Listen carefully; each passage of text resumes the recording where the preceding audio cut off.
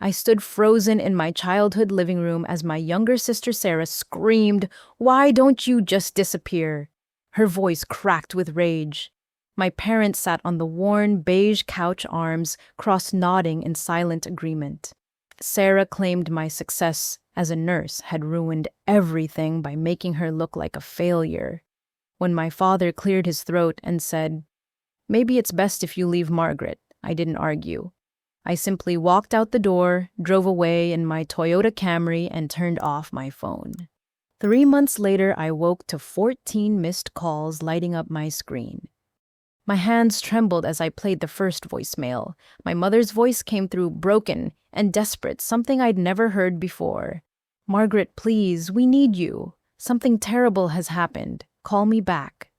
The second message was my father, his usual commanding tone replaced with barely controlled panic.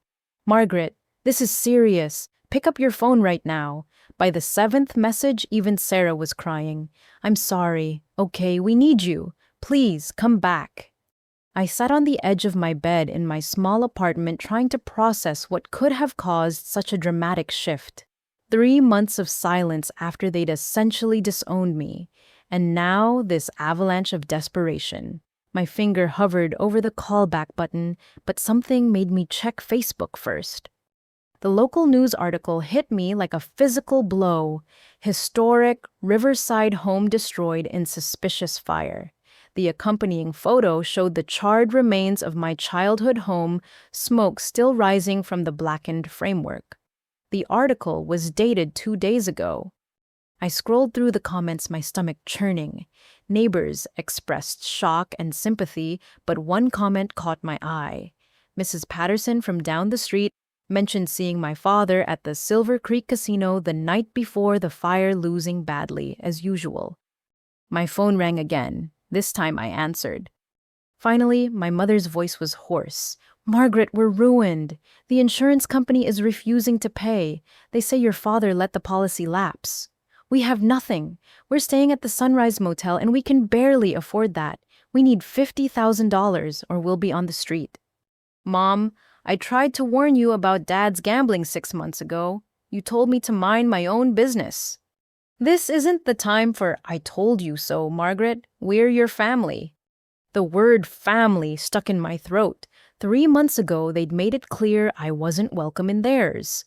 "Where's Dad?" He's at the casino. He thinks he can win back what we need." Of course he was. Even losing everything hadn't taught him anything. And Sarah. She's here with me. She's devastated. All her things, her whole life was in that house. I thought about Sarah's designer clothes, her expensive makeup collection, her 3 closets full of shoes, all bought with money she claimed she didn't have whenever it was her turn to help with family expenses. "I need to think about this," I said. "Think, Margaret. We need help now. The motel manager says we have to pay for another week by tomorrow or get out." I said, "I need to think. I'll call you back." I hung up before she could protest further. 14 missed calls, a burned house, a refused insurance claim, a lapsed policy because of gambling debts. This wasn't just a crisis. This was a culmination of every warning I'd given them over the years, every concern I'd raised that they'd dismissed. My laptop was already open on my kitchen table. I pulled up the insurance company's website and did some research. Fire claims were only refused for specific reasons: arson, fraud, or non-payment of premiums. Given my father's gambling problem and the convenient timing, I had a sinking feeling this went deeper than simple negligence. I made myself a cup of coffee and sat back down, pulling up my banking app. I had savings carefully accumulated over 5 years of working double shifts and living frugally. Money I'd scraped together for a house down payment for a future they'd mocked me for planning. "Always so serious," Margaret Sarah would say. "Live a little." Another call came through. This time it was Sarah. "Margaret, please," she said without preamble. "I know we fought, but I'm desperate. Everything I own is gone. My entire life is ashes. Can't you at least meet with us?" Her voice sounded different. Usually Sarah's tears were theatrical, designed to manipulate. These sounded real. Despite everything, I felt a twinge of sympathy. Fine, tomorrow morning, 10 o'clock at the Bluebird Cafe downtown. All three of you need to be there. Dad might not. All three of you or I don't come. Okay, we'll be there. Margaret, I ended the call before she could finish. Whatever apology or manipulation she was about to attempt, I wasn't ready to hear it. I had research to do and decisions to make. The 14 missed calls had been just the beginning. Something told me this situation was about to get much more complicated. I spent the rest of the evening going through county records online. The fire department's preliminary report was public record. Origin undetermined. Accelerant detected. Investigation ongoing. Accelerant. That meant the fire spread unnaturally fast. It meant someone might have helped it along. I thought back to all the times my father had come home late, reeking of cigarette smoke and false hope. Big win tonight, girls, he'd announce, even though his empty wallet told a different story. My mother would force a smile and pretend to believe him. Sarah would ask for shopping money, knowing he'd give it to her out of guilt. And I'd go to my room to study, determined to build a life that didn't depend on luck or lies. Now here we were. Their house of cards had literally burned down, and suddenly I was family again. Suddenly, my steady nursing job and careful savings made me valuable. The irony wasn't lost on me. I pulled out a notebook and started writing down what I knew. House burned 2 days ago. Insurance refused to pay due to lapsed policy. Dad gambling the night before. Accelerant detected. Family desperate for $50,000. It painted an ugly picture, one that made my stomach turn. But there was something else bothering me. Sarah's call had been different. Usually when she wanted something, she'd mentioned specific items or amounts. This time she just sounded lost. And my mother's voice had carried a fear I'd never heard before. Not just fear of being homeless, but something deeper. What weren't they telling me? I closed my laptop and prepared for bed, knowing sleep would be elusive. Tomorrow, I'd face the family who'd cast me out. Tomorrow, I'd have to decide whether blood really was thicker than water or if some bridges once burned should stay that way.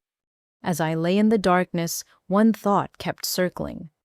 Why did the insurance investigators specifically mention accelerant in a preliminary report? What made this fire suspicious enough to refuse a claim that quickly? The 14 missed calls had woken me up to a crisis, but I had a feeling I was about to wake up to much more than that. The Bluebird Cafe was bustling with its usual morning crowd when I arrived 5 minutes early.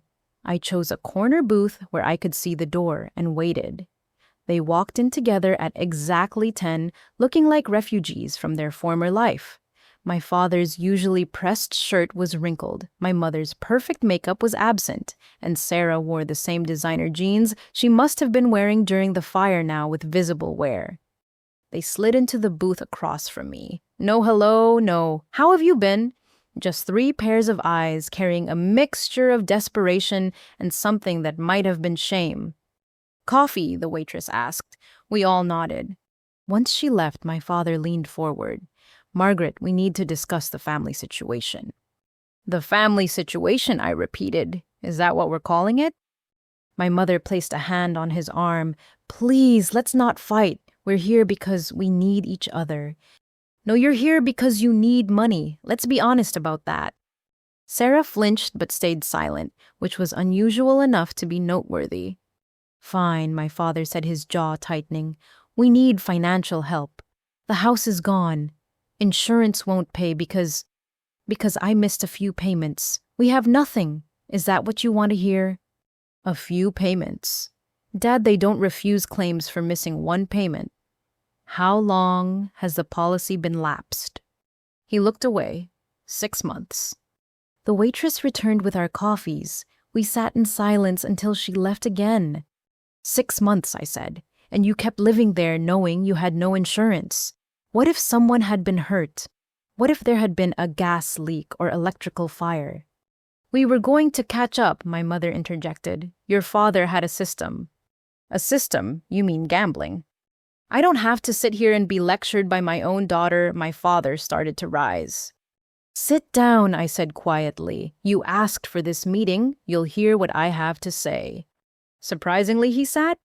Here's what's going to happen, I continued. I'm going to tell you something, and then you're going to tell me the complete truth about the fire. No half-truths, no omissions. Because I've seen the fire department report, and the word accelerant has me very concerned. My mother's coffee cup rattled against the saucer as her hand shook. What are you implying? I'm not implying anything. I'm asking for truth. But first, you should know that Great-Aunt Dorothy passed away last month. Dorothy. My mother's voice was dismissive. That old woman who lived like a pauper in that rundown house. What does she have to do with anything? I pulled out a folded document from my purse. She left me her entire estate, $800,000 and her house in Maple Grove. The silence was absolute. Sarah's mouth actually fell open. My father's face went through several colors before settling on an alarming red. 800, my mother whispered. 1,000, plus the house. Apparently, living like a pauper was a choice. She invested wisely and lived simply, and she left it all to me. But we're her family too, Sarah finally found her voice. Why would she? That's not fair. I unfolded the document. Would you like to hear what her will says? To my great-niece Margaret, who has shown strength of character in the face of family adversity, who works hard for her achievements, rather than expecting handouts, and who had the courage to walk away from toxicity, I leave my entire estate. This decision was made after years of observing how certain family members treated those they deemed lesser. Margaret used this to build the life you deserve free from those who would diminish your light. My father's face had gone from red to purple, that vindictive old witch. She always hated us. No, Dad. She saw you. She saw how you mocked her modest lifestyle while begging her for loans you never repaid. She saw how Mom called her crazy for saving money instead of spending it on appearance. She saw how Sarah laughed at her outdated clothes while asking her for birthday money every year until she stopped sending it. And she saw I continued my voice steady despite the emotions churning inside me, how you all treated me when I wouldn't co-sign for your home equity loan last year, when I tried to warn you about Dad's gambling, when I suggested family counseling, when I refused to enable the dysfunction anymore. So you have money, my mother said, her voice taking on a calculating tone I knew too well. You can help us. 50,000 is nothing compared to what you inherited. We're your family, Margaret, your parents, your sister. The same family who told me to disappear 3 months ago. That was... Emotions were high, Sarah said quickly. I didn't mean it. You know I didn't mean it. What I know, I said, taking a sip of coffee to steady myself, is that I need the truth about the fire before I even consider helping. Because accelerant means arson, and arson means someone committed a crime. So who wants to tell me what really happened? The look that passed between them told me everything. They knew. They all knew something. It's complicated, my father finally said. Then uncomplicated, because if you expect me to hand over Dorothy's money to cover up a crime, you're more delusional than I thought. It wasn't supposed to happen like that, Sarah burst out, then immediately covered her mouth. Sarah, my mother hissed. But the dam had broken. Sarah's eyes filled with tears, real ones this time. The garage was supposed to catch fire, just the garage, for the insurance money, but it spread too fast and... Shut up, my father roared, causing nearby diners to stare. I felt sick. You committed arson. You burned down your own house for insurance money. We were desperate, my mother said quietly. The debts. Your father owes some dangerous people. We thought if just the garage burned, we could claim the insurance payoff enough to buy time. But you didn't have insurance. We thought we did, my father insisted. I thought I'd made at least some payments. I had a guy who said he could make it look electrical an accident, but then the whole house went up and the insurance company said we were lapsed, and now you're homeless, uninsured, and guilty of arson. Are you going to turn us in? Sarah asked, her voice small. your own family. I looked at these three people who shared my blood but had never really shared my values. My father, whose addiction had finally cost them everything. My mother, who enabled him rather than face reality. My sister, who'd rather blame others than take responsibility. They'd burned their life down literally and expected me to save them from the ashes. I need time to think, I said, standing and placing a 20 on the table for the coffee. But understand this, whatever I decide won't be because you're family. That card got revoked when you told me to disappear. If I help, it'll be because it's the right thing to do, not because I owe you anything. Margaret, please, my mother reached for my hand. I stepped back. I'll be in touch. And if I find out you've lied about anything else, if there's more to this story, you're not telling me Dorothy's money, and I will disappear permanently. Understood? They nodded miserably. As I walked to my car, I thought about Dorothy. Smart, savvy Dorothy who saw through their facades and made sure her money went to someone who wouldn't squander it. She'd given me power I never expected to have. The question now was how to use it wisely. My phone buzzed. Sarah texting already. I'm sorry for everything. Please don't abandon us. I didn't reply. I had bigger problems than Sarah's sudden remorse.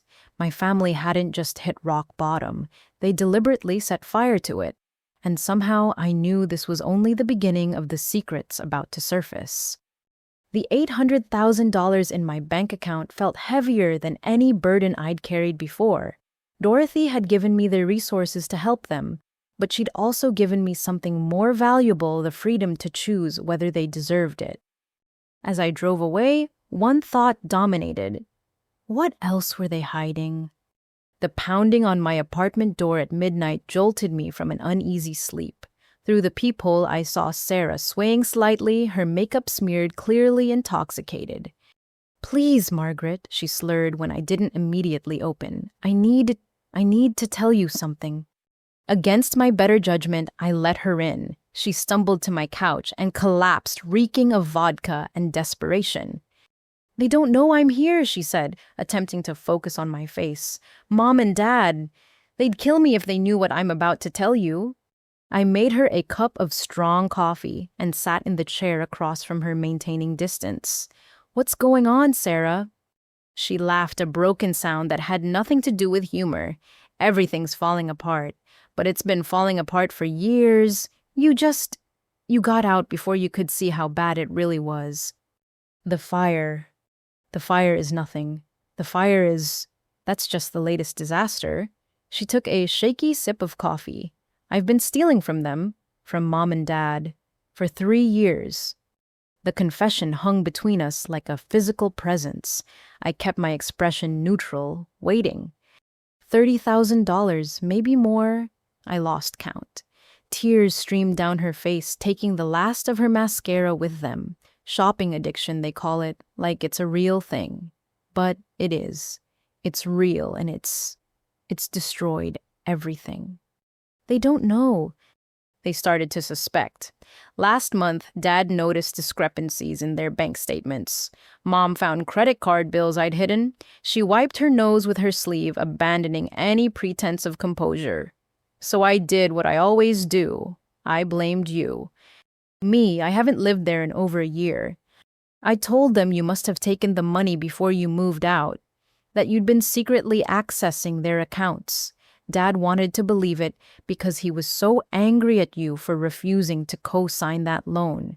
Mom didn't want to believe it, but she went along with it because the alternative was admitting her perfect daughter was a thief. I felt anger rising but pushed it down, so when you screamed at me 3 months ago, I was projecting. Classic psychology, right? Accuse you of ruining their lives to hide the fact that I was the one actually doing it. And it worked. They turned all their anger on you instead of investigating further. But $30,000, Sarah, where did it all go? She gestured vaguely at herself. Designer clothes, jewelry, trips. I told them I had a rich boyfriend. Thomas, I called him. Complete fiction. I was buying my own gifts and pretending they were from him. The elaborate deception was staggering, but something in her expression told me there was more. That's not all, she continued, as if reading my mind. I'm pregnant. This time I couldn't hide my shock. Pregnant. Who's the father? Sarah buried her face in her hands. Mr. Henderson. Mr. Henderson, our parents' neighbor. He's married. He's got to be 25 years older than you. 27 years older. Her voice was muffled by her hands. It started 6 months ago. I was drunk at their 4th of July party. He's been giving me money. 1,000 here, 500 there. Guilt, money, hush money. I don't know what to call it. Sarah, that's statutory rape. No, I'm 24, just regular awful. His wife doesn't know. My parents don't know. But I'm 8 weeks pregnant and I can't do this. She looked up at me, then mascara-streaked face pleading, I need your help. I need money to take care of it. And then I need to leave. Start over somewhere new. If Mom and Dad find out, if Mrs. Henderson finds out, you want me to pay for an abortion and help you skip town. I know how it sounds, but Margaret, I'm drowning. The stealing, the affair, the pregnancy. And now with the house gone and Dad's gambling debts. I heard him on the phone yesterday. He owes $40,000 to some bookie. They're threatening to break his legs. I stood and paced to the window, trying to process the cascade of revelations. My family wasn't just dysfunctional, they were criminally dysfunctional. Does Henderson know about the pregnancy? No, and he can't. He's not a nice man, Margaret. The money he gives me, it's not guilt. It's to keep me quiet about things. Something in her tone made my blood run cold. What things? He records us, without my consent. He has videos. He says if I ever tell anyone, he'll release them online. Say I seduced him. Ruin me. She was sobbing now. I was so stupid. So stupid. The situation was worse than I'd imagined. Blackmail, extortion, theft, fraud, and now an unwanted pregnancy with a predator. My sister hadn't just made bad choices. She'd been victimized while victimizing others. Have you considered going to the police? What Henderson is doing is illegal. Recording without consent. Blackmail. With what proof? He's a respected businessman. His wife is on the city council. I'm the girl who seduced him, the thief, the homewrecker. Who's gonna believe me? She had a point. The system wasn't kind to women in her position, especially ones with her history. Please, she continued, I know I don't deserve your help. I know I've been horrible to you, but I'm scared, Margaret. Really, truly scared. There's no one else I can turn to. I returned to my chair, studying my younger sister. Beneath the smeared makeup and designer clothes was the girl who used to crawl into my bed during thunderstorms. The sister who, before the addiction and lies took hold, had once looked up to me. If I help you, I said slowly, and I'm not saying I will, but if I do, things have to change. No more lies. No more stealing. You get help for the shopping addiction. Real help. Hope flickered in her eyes. Yes, anything. I'll do anything. And you need to come clean to Mom and Dad about the money. Not about Henderson or the pregnancy if you choose not to, but about the stealing. They deserve to know the truth. They'll disown me. They disowned me for trying to help them. At least your confession will be honest. Sarah nodded miserably. You're right. I know you're right. I've made such a mess of everything.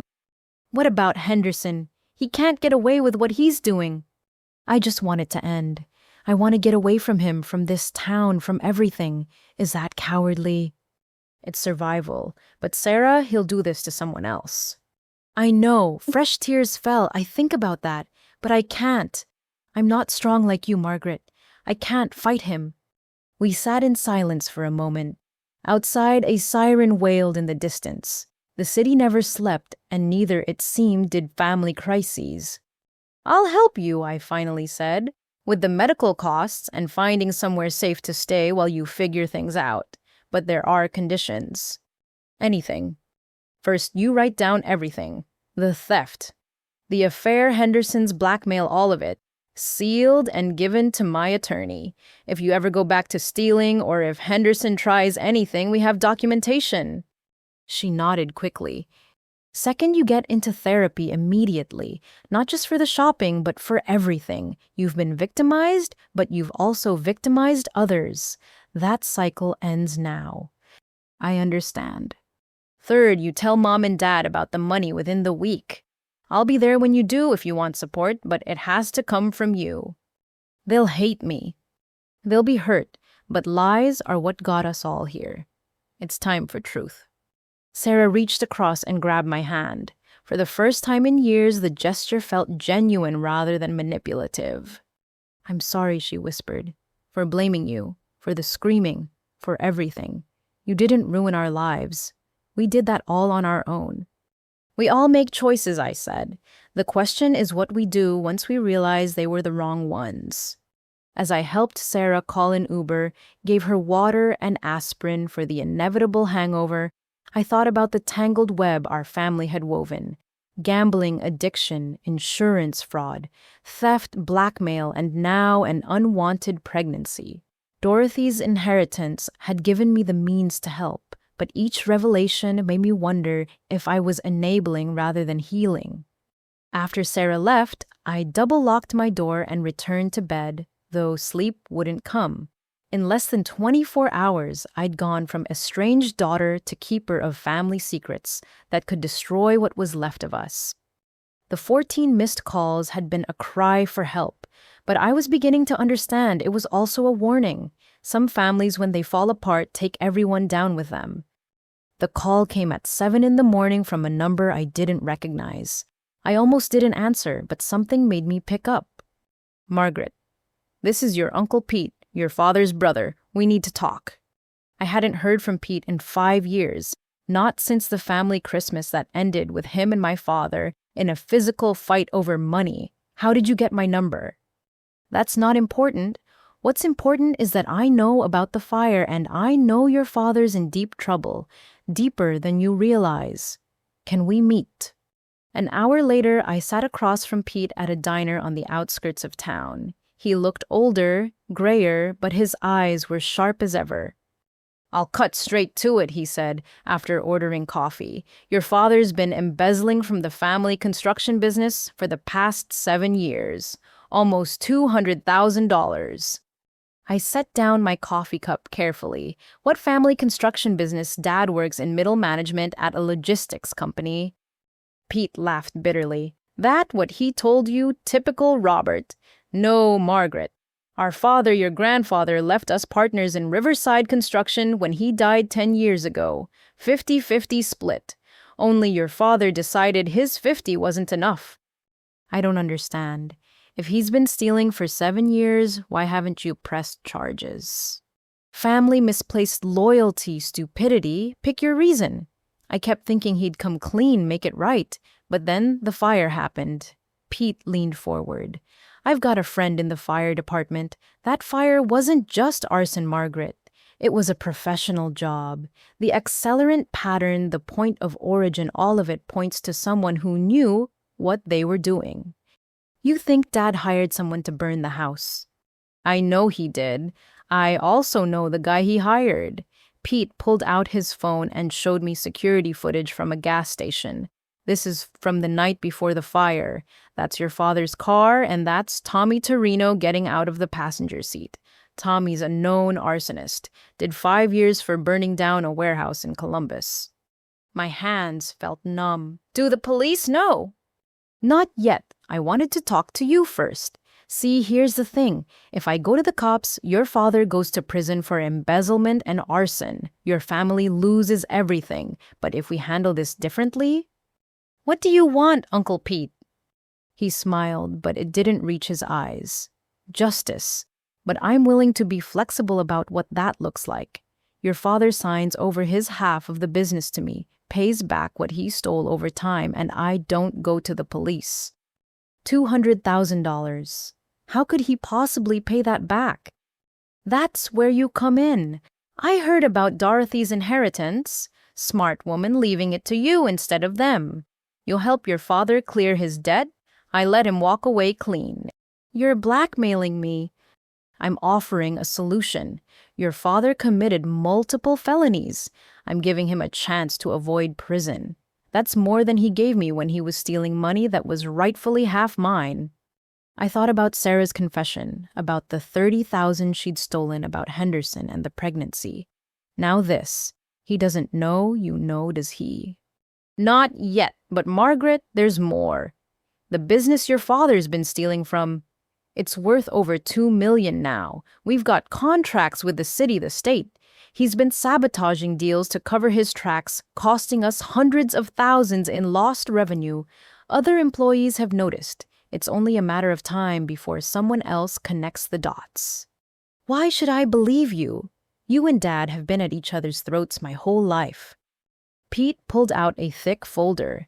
Because I have proof. Bank records, altered invoices, forged signatures. 7 years of evidence. Your father's not just a gambling addict, Margaret. He's a career criminal who's been living a double life. I flipped through the documents. Even with my limited understanding of business finances, the pattern was clear. Systematic theft hidden behind complex accounting tricks. My father, who couldn't manage his own household budget, had somehow managed to embezzle a fortune. There's something else, Pete continued. The fire.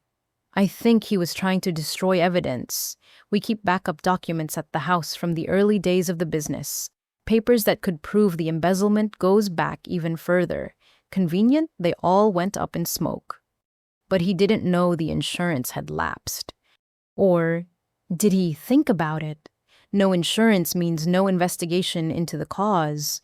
No insurance investigator means no one looking too closely at what was destroyed. Maybe the lapse wasn't an accident. The implication made my head spin. You're saying he deliberately let the insurance lapse so he could burn the evidence without scrutiny. I'm saying your father's a lot smarter than he lets on. The gambling addiction real, but also a perfect cover. Who suspects the guy who can't win at blackjack of running a sophisticated embezzlement scheme? Then why the panic, why the 14 calls? Because he didn't expect the fire to get so out of control. Because he needs money to run. Because he knows I'm on to him and time's running out. Pete signaled for more coffee. So here's my offer.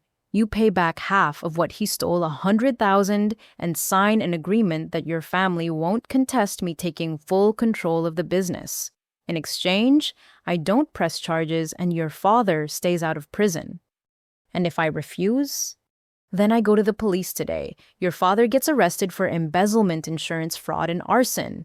Your mother gets investigated as an accomplice. And Sarah? Well-stressed families under criminal investigation tend to have all their secrets come out. He knew about Sarah. Somehow he knew. I need time to think. You have 24 hours. After that, I file the police report. Pete stood leaving the folder with me. I'm not the villain here, Margaret. I'm a man who's been robbed by his own brother for 7 years. The fact that I'm offering any deal at all is more than he deserves. After he left, I sat in the diner for another hour reading through the evidence. Purchase orders for materials that were never delivered. Checks written to shell companies. A paper trail of greed and deception that turned my stomach. My phone buzzed. A text from my mother. We need to see you. Your father wants to apologize. Please. I almost laughed. Apologize for what? The gambling. The fire. The decades of lies or the systematic destruction of his own brother's trust and livelihood. Another text, this one from Sarah. Appointment scheduled for Thursday. Thank you for giving me hope. Thursday, 3 days away. 3 days to decide whether to use Dorothy's money to save a man who'd stolen from his own brother, burned down his own house, and lived a lie our entire lives. I thought about calling my mother back, confronting them with what I knew, but something held me back. Information was power, and right now I needed all the power I could get. The waitress refilled my coffee one more time. You okay, hon? You look like you've seen a ghost. Something like that, I said. In a way I had. The ghost of the father I thought I knew. the specter of the family I'd believed in. All of it was ashes now, as surely as their house. Dorothy had left me money and a chance at freedom, but freedom, I was learning, came with the weight of other people's sins.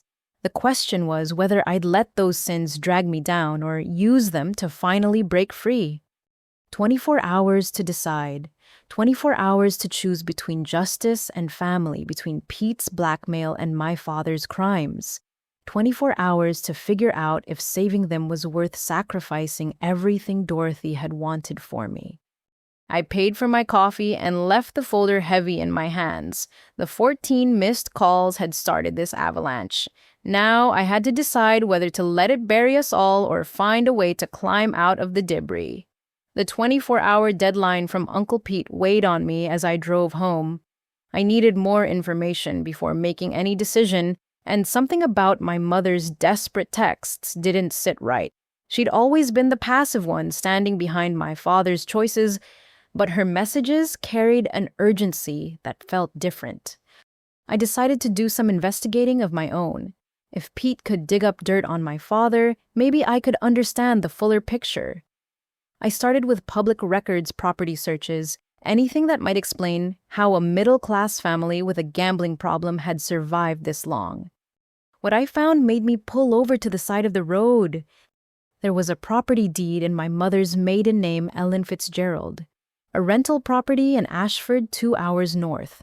Purchased 4 years ago, no mortgage listed. How did my mother buy a property outright without my father knowing? I kept digging. Bank records are private, but social media isn't. I found an old college friend of my mother's who worked in real estate in Ashford. A quick message, and 30 minutes later she called me back. Your mom. Yeah, she's got a tenant in that Maple Street property. Nice older guy, always pays on time. She comes up once a month to check on things. Very professional about it. My mother, who hadn't worked since Sarah was born, was a landlord. I thanked her friend and continued my search. Tax records showed the property generated $3,000 monthly in rental income. Over 4 years, that was nearly $150,000. Where was that money going? I drove to the county clerk's office and spent 3 hours combing through records. What I found was a carefully constructed financial life completely separate from my father. My mother had been slowly, methodically building her own safety net, an LLC in her name, a business checking account, even a safety deposit box at a bank my father didn't use. My phone rang. Private number. Hello. Is this Margaret Turner, a woman's voice professional and cold? Yes. This is Patricia Morse from Integrated Financial Services. I'm calling about your mother's account. We've had some unusual activity we need to verify. My blood ran cold. What kind of activity? I'm sorry, but I can only discuss this with the account holder. Is Ellen Turner available? She's not. This is her daughter. Can you tell me what's wrong? I really can't discuss specifics, but if you could have her call us immediately, it's quite urgent. There's been an attempt to withdraw a substantial sum and we need verification. She hung up before I could ask more questions. I immediately called my mother's cell, straight to voicemail. I tried the motel. The clerk said they'd checked out that morning, no forwarding address. Something was very wrong. I drove to the motel hoping to find some clue. The clerk, a bored-looking young man, barely glanced up from his phone. Room 12, I said. The Turners. When did they leave? This morning, around 6. Paid cash for the extra night but left early. Did they say where they were going? He shrugged. The woman seemed upset, kept checking her phone. The man was loading boxes into a van I'd never seen them with before. Boxes! From a burned house, what boxes could they have? What kind of boxes? File boxes. You know, the kind with lids. Must have been a dozen of them. File boxes. Documents that survived the fire or documents that were never in the house to begin with. I tried my father's phone, also straight to voicemail. Sarah's went through. Margaret. Thank God. Do you know where Mom and Dad went? They left me at the motel this morning and said they'd be back, but it's been hours. They left you. Said they had important business. Left me $50 for food. Margaret, something's wrong. Mom was acting strange last night. She kept talking about insurance policies, but not the house kind. I picked up Sarah from the motel and brought her to my apartment. She looked worse than the night before, the reality of everything settling in. Tell me exactly what Mom said. Sarah curled up on my couch, looking younger than her 24 years. She was on the phone with someone around midnight. I could hear her through the wall. She kept saying, "That wasn't the agreement. And you promised 10 years. Then she said something about making sure Margaret never found out. Found out? What? I don't know. But Margaret, I overheard something else last week, before the fire. Mom was talking to someone about moving the timeline up. She mentioned a name, Richard something. Richard, the tenant in Ashford. I pulled out my laptop and showed Sarah the property records. Her eyes widened. Mom owns this, but how she doesn't work. That's what I'm trying to figure out. I pulled up the LLC documentation, formed 4 years ago, right around the time my parents started having serious financial troubles. Look at this. The LLC's official business is listed as consulting services. Mom's a consultant in what? My phone rang. Unknown local number. Margaret Turner. Yes. This is Detective Morrison with the Riverside Police Department. We need to speak with you about your parents, Ellen and Robert Turner. Can you come to the station? What's this about? Ma'am, it's better if we discuss this in person. Can you come now? Sarah grabbed my arm, eyes wide with fear. I told the detective I'd be there in 20 minutes. I'm coming with you, Sarah said. No, stay here. Lock the door and don't answer for anyone except me. The police station was buzzing with activity when I arrived. Detective Morrison, a tired-looking woman in her 40s, led me to an interview room. Miss Turner, when did you last speak with your parents? Yesterday morning. We had coffee. Is something wrong? Are they hurt? They're fine as far as we know, but we have some questions about their whereabouts. We have a warrant for your father's arrest. For the fire. She looked surprised. You know about the arson? I suspected. Well, that's part of it, but this is about fraud. Financial fraud involving a woman named Patricia Coleman. She died 3 years ago. I don't understand. Morrison opened a file. Patricia Coleman left a substantial life insurance policy. The beneficiary was her daughter, Ellen Coleman. The problem is Patricia Coleman never had a daughter. The room spun. You're saying my mother collected $200,000 in life insurance by posing as someone who didn't exist. The scam was elaborate. Fake documents, forged death certificates, even a staged funeral.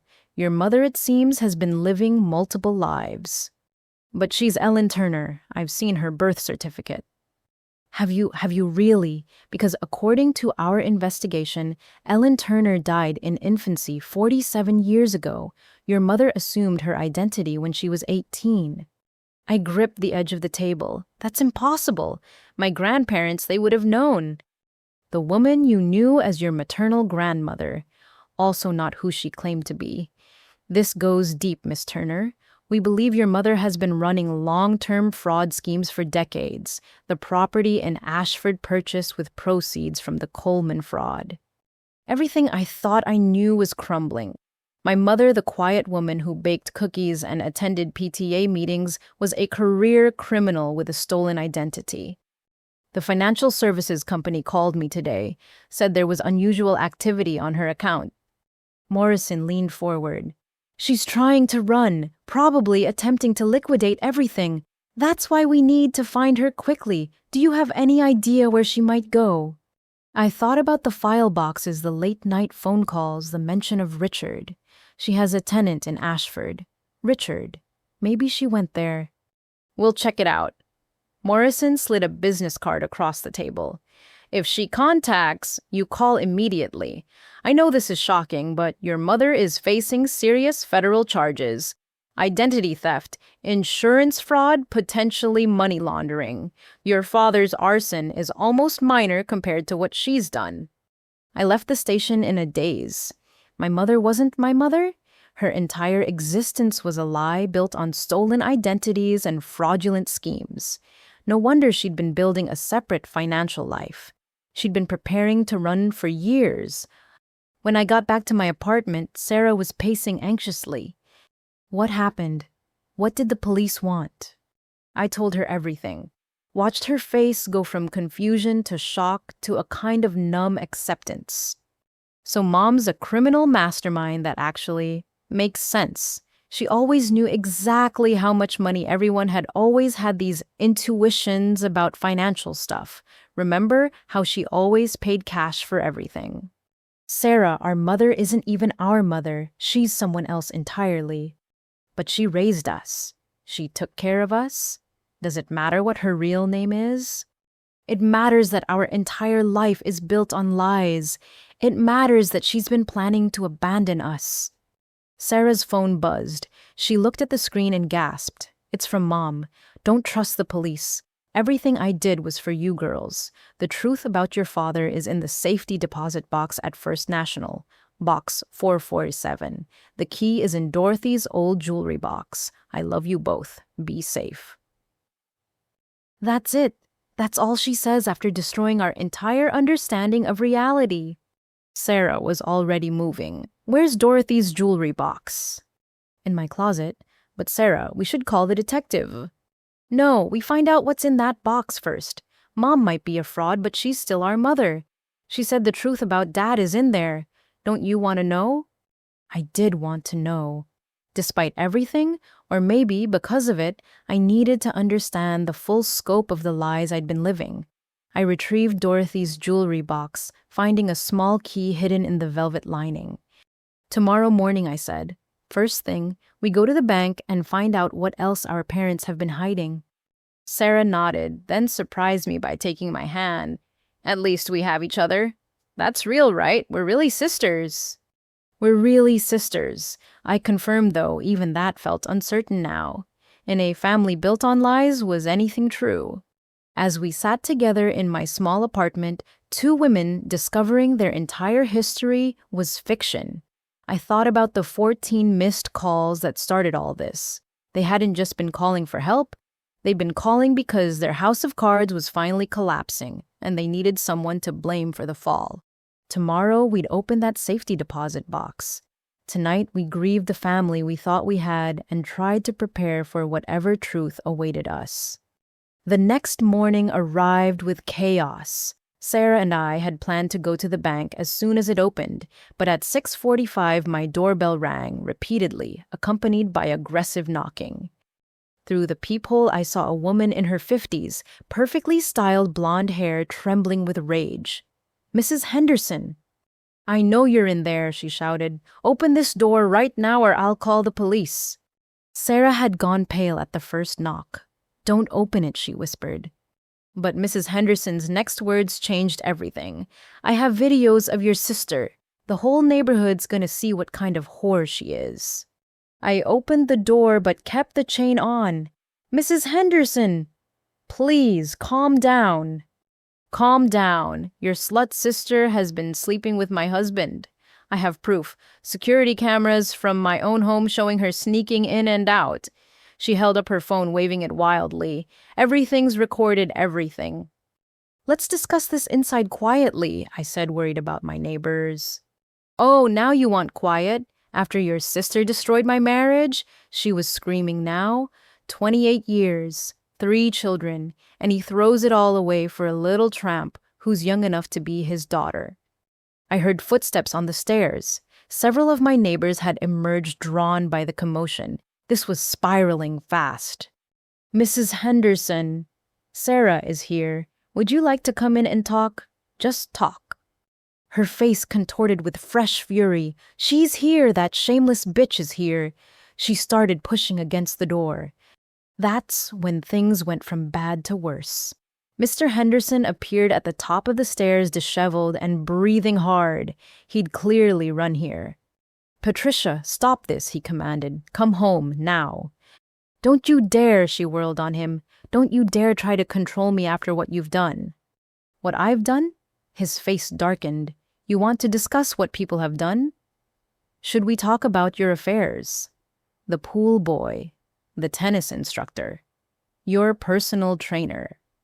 The gathered neighbors were recording everything on their phones now. This was about to go viral. Those were nothing meaningless. You got a child pregnant. The collective gasp from our audience was audible. Sarah made a strangled sound beside me. She's lying, Henderson said quickly, looking at the recording phones. This woman is having a breakdown. She's been unstable for years. Unstable, Patricia laughed hysterically. I'll show you unstable. She turned back to her phone, tapping furiously. I'm posting everything online. Every video. Every photo. Let's see how your precious job at the bank survives this. You post those and I'll post yours. Henderson threatened. Yeah, that's right. I know about Miami, about Vegas, about that weekend in Atlantic City with your sister's husband. Mom, a younger voice called out. A teenage girl appeared on the stairs, followed by two boys in their early 20s, the Henderson children. Mom, what's going on? Why are you here? Patricia's rage crumbled into anguish. Your father, with that girl, she's pregnant. Dad, the older son looked between his parents. Is this true? Henderson's carefully controlled facade finally cracked. It's complicated, Jason. Your mother. Don't you blame Mom? The younger son stepped forward. We know about your business trips. We know about the credit cards you hide. We're not stupid. I realized this was no longer just about Sarah. This was a family detonating in real time, and we were at ground zero. Everyone inside my apartment. Now I commanded with authority I didn't feel. This isn't a public show. Surprisingly, they listened. Maybe it was the nursing voice, or maybe they all wanted to escape the recording phones. Soon, my small living room was packed with Hendersons, all radiating various degrees of fury and pain. Sarah sat in the corner, trying to become invisible. Patricia kept shooting her venomous looks while the children appeared shell-shocked. First things first, I said. No one posts anything online. That won't help anyone and will hurt everyone, especially you three. I looked at the Henderson children. Who are you to tell us what to do? The daughter snapped. I'm the only adult in this room not emotionally compromised. I'm also a nurse, and I'm telling you that your mother is showing signs of severe distress. Fighting won't help her. Patricia had started trembling. Her perfect composure was cracking, revealing something raw and broken underneath. 28 years, she whispered. I gave him everything, supported his career, raised his children, and for what? So he could chase a girl barely older than our daughter. Sarah is 24, I said quietly. I don't care if she's 40. She knew he was married. She knew he had a family. What kind of woman does that? Sarah finally spoke, her voice small but clear. A desperate one. A stupid one. A woman who thought she could control a situation that was already out of control. Control, Henderson laughed bitterly. You blackmailed me. Threatened to tell everyone about the loans unless I paid you.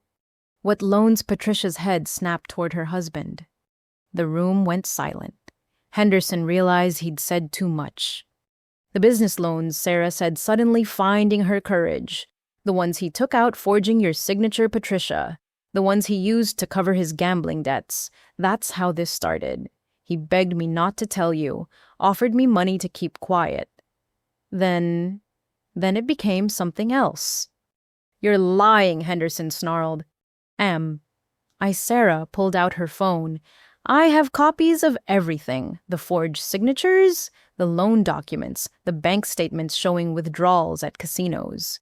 You want to talk about blackmail?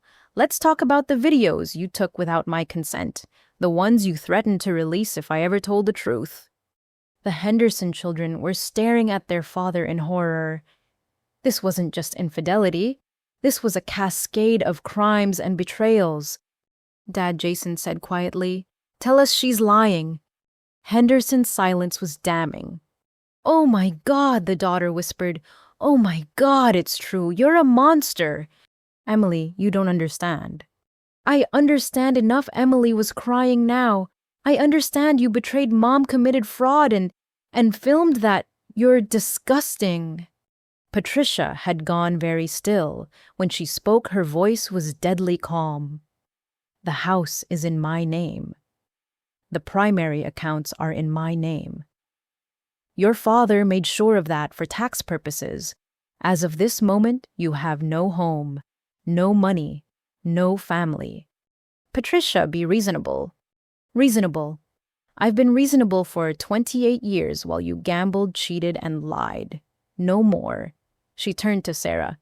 "I'm not going to post those videos. Not because I forgive you, but because you're a victim too. But this isn't over. There will be consequences."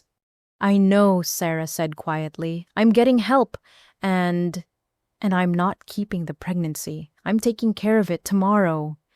Patricia's expression softened just slightly. "How far along?" 8 weeks. "I'll pay for it," Patricia said suddenly.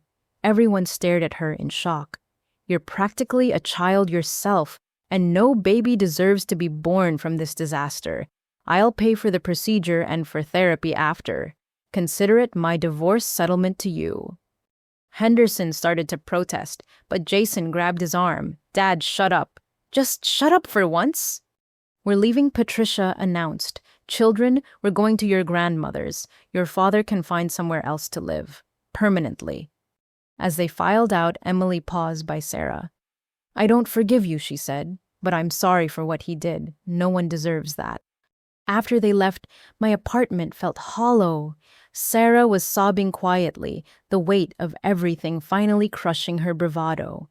Henderson stood by the door, looking like a cornered animal. "Get out," I told him, "and if you ever contact Sarah again, those videos become evidence in a criminal case. Understand?" He left without a word. Sarah and I sat in silence for a long moment. Finally, she spoke. "The appointment. I can't take Patricia's money." "You can and you will. She's right. It's the least they owe you." "Everyone's gonna know. The neighbors were recording. It'll be all over social media by noon." "Then we deal with it. The truth is out now. No more secrets." My phone buzzed. A text from an unknown number. I opened it and nearly dropped the phone. It was a photo of the safety deposit box, key held by someone wearing black gloves. The message read, "Forget about the box. Forget about everything, or Margaret will be the next one to disappear." Sarah saw my face. "What is it?" I showed her the message. Her face went white. "They have the key. Mom and Dad. Or someone else. Someone who doesn't want us finding out what's in that box."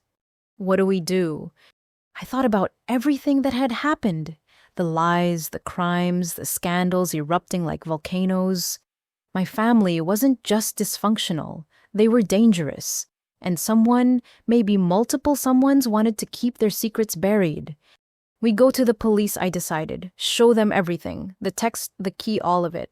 This is bigger than family drama now. This is criminal." Sarah nodded, looking older than I'd ever seen her. "Do you think we'll ever have normal lives after this?" "I don't know, but normal was always an illusion anyway. At least now we're dealing with truth." As we prepared to leave for the police station, I thought about the 14 calls that started this journey. Each revelation had been worse than the last, each truth more painful, but there was something liberating about watching the lies crumble. Dorothy had known. She'd seen through it all and given me the power to survive the implosion. Now I just had to make sure we actually survived it. Detective Morrison met us at the station with grim news. "We traced your mother's rental property in Ashford. The tenant, Richard Carlson, was found dead in his apartment 2 days ago. Apparent suicide, but we're investigating." Sarah gripped my hand. "Dead, but Mom was supposed to meet him." "How do you know that?" Morrison leaned forward. I showed her the threatening text about the safety deposit box. Her expression darkened.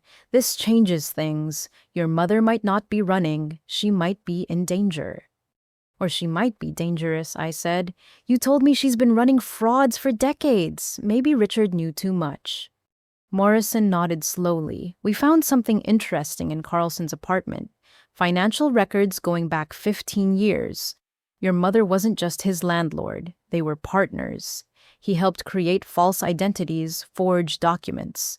But here's the strange part. The records show he was planning to turn state's evidence. He'd contacted the FBI last week.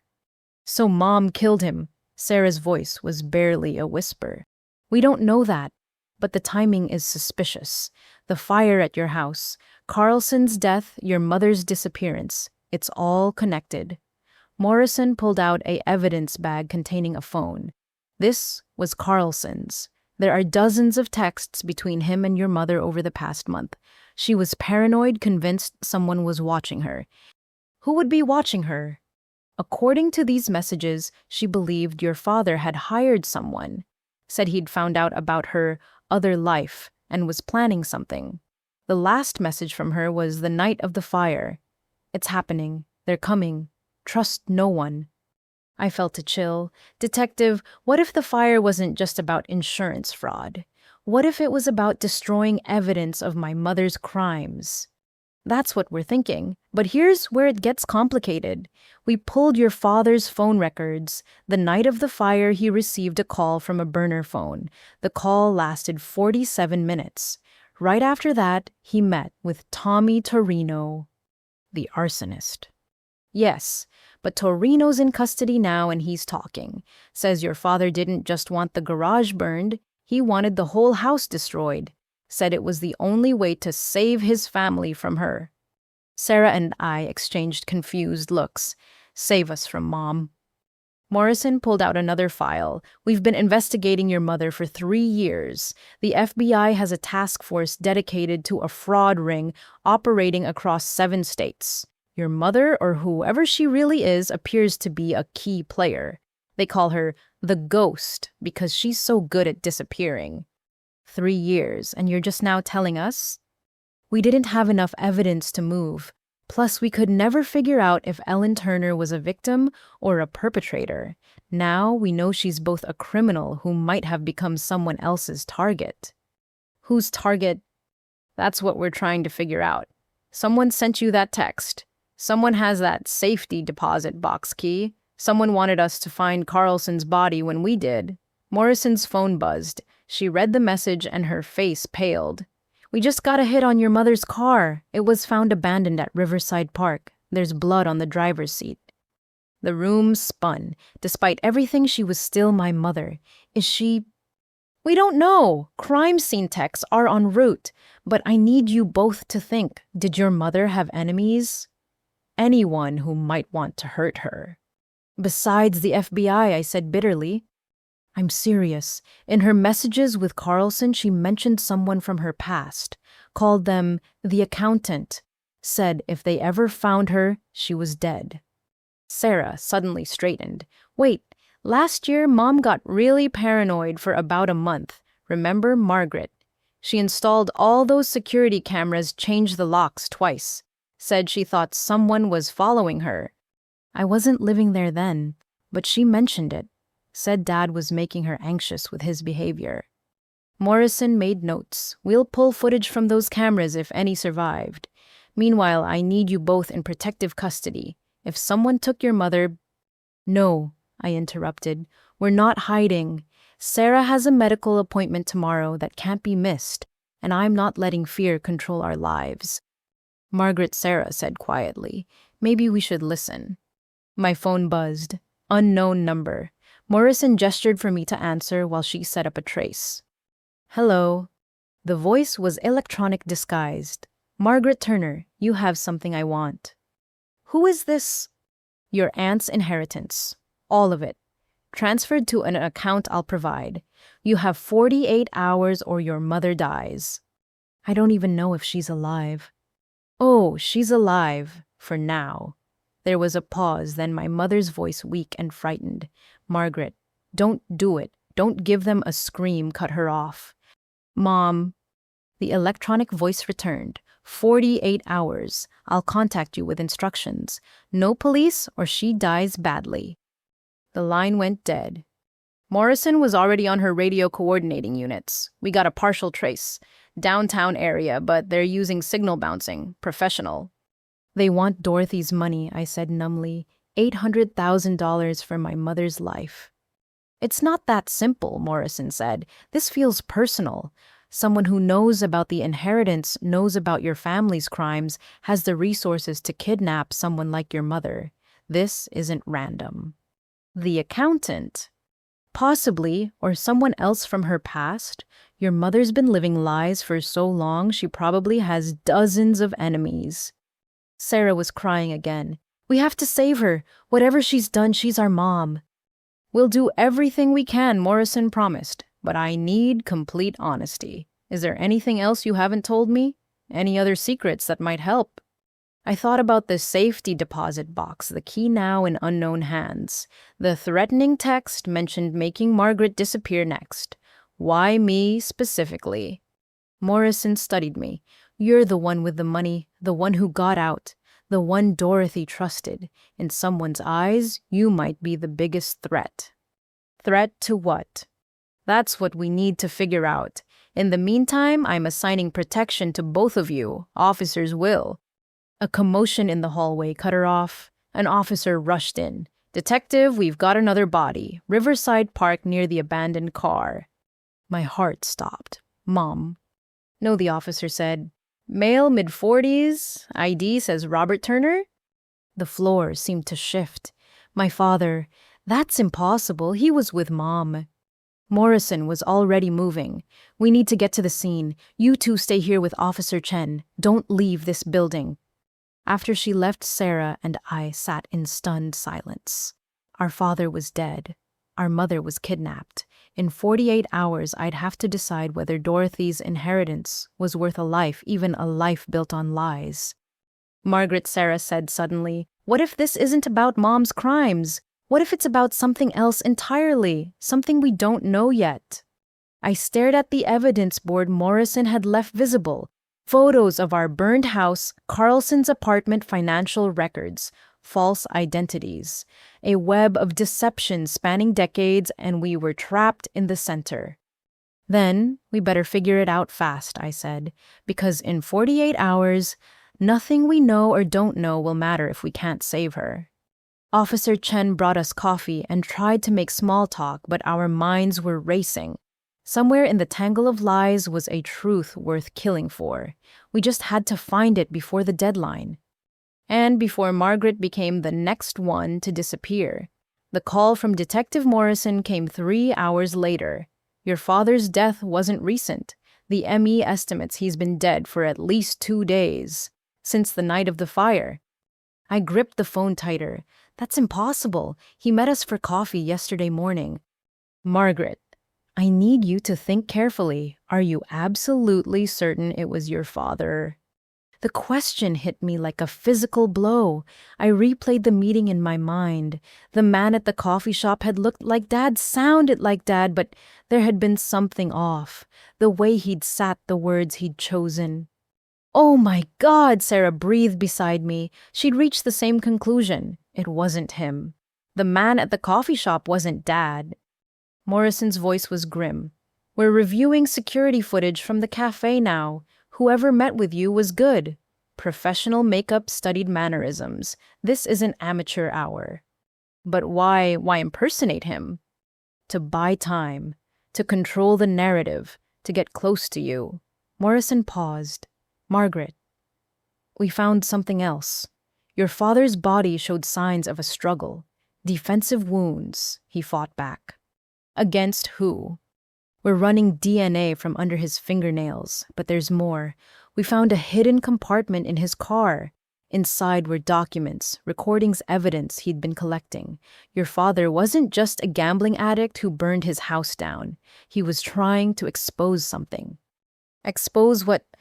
Your mother's organization. He discovered her real identity 3 months ago. The gambling debts.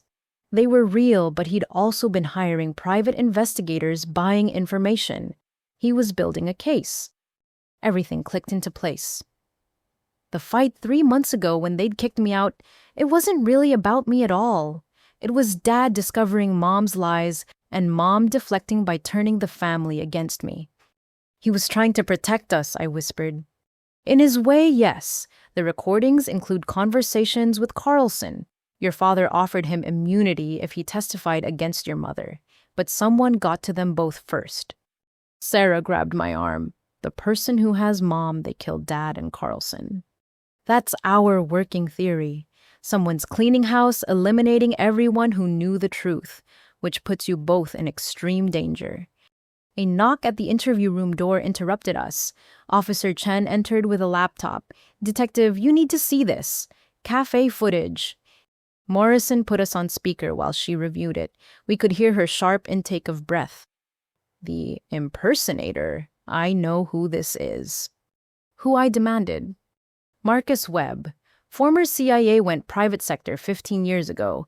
Specializes in identity theft impersonation and... She paused. Elimination of compromised assets. CIA, Sarah's voice cracked. What did Mom do to get the CIA involved? Not current CIA, but your mother's fraud ring. They didn't just steal money, they sold identities to foreign nationals. Some of those identities were used for espionage. Your mother accidentally became a national security risk. The room felt too small suddenly. This wasn't just family crime anymore. This was international espionage, trained killers, and we were trapped in the middle. The ransom demand, I said suddenly. It's not real, is it? They're not planning to release her even if I pay. Morrison's silence was answer enough. So what do?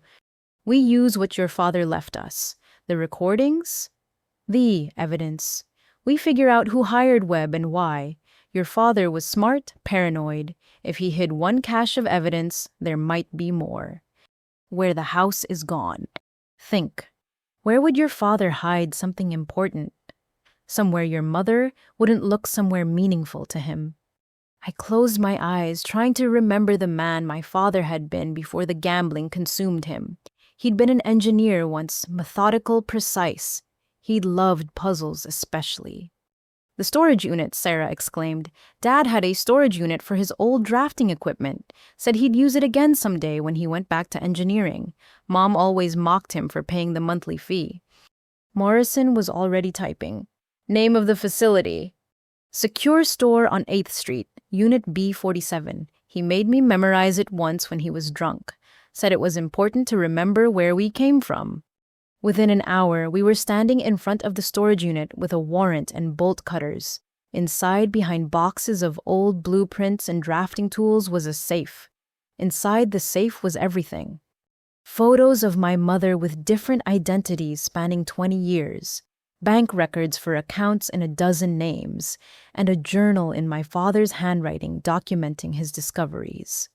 The first entry was dated 3 months ago. Ellen isn't Ellen. Found her real name today. Patricia Volkov, Russian immigrant family, supposedly died in a fire when she was 17. She's been playing a long game I'm only beginning to understand. Russian, Sarah read over my shoulder. Mom's Russian. Morrison was photographing everything. This explains Webb's involvement. If your mother was selling identities that compromised intelligence assets, there are people on both sides who'd want her eliminated. I flipped through more pages. My father's descent into paranoia documented in increasingly frantic handwriting. Then I found it. The entry from the week before the fire. They know, I know. Ellen's handler contacted me, offered me money to disappear, leave the girls out of it. I refused. I've hidden cameras in the house, recorded everything. If something happens to me, the FBI will find what they need in Dorothy's jewelry box, not the key, the false bottom. Tell Margaret. She's the only one strong enough to handle the truth. Dorothy's jewelry box has a false bottom, Sarah asked. I nodded, remembering. Dorothy showed me once when I was little, said every woman needs a place to hide her secrets. We need to get back to your apartment, Morrison said. If the evidence is there. Her phone rang. She answered, her face going pale. There's been an incident at Margaret's building. 2 officers down, apartment ransacked. My blood ran cold. The jewelry box. We'll worry about that later. Right now, we need to get you both somewhere safe. Web's escalating, which means the lights in the storage facility went out. Morrison drew her weapon. Stay behind me. Move toward the exit. Emergency lighting kicked in, casting eerie shadows. Footsteps echoed from somewhere in the maze of units. Detective Morrison, a cultured voice, called out. Not electronic this time. There's no need for violence. I simply want to talk to Margaret. Webb, Morrison called back. Indeed.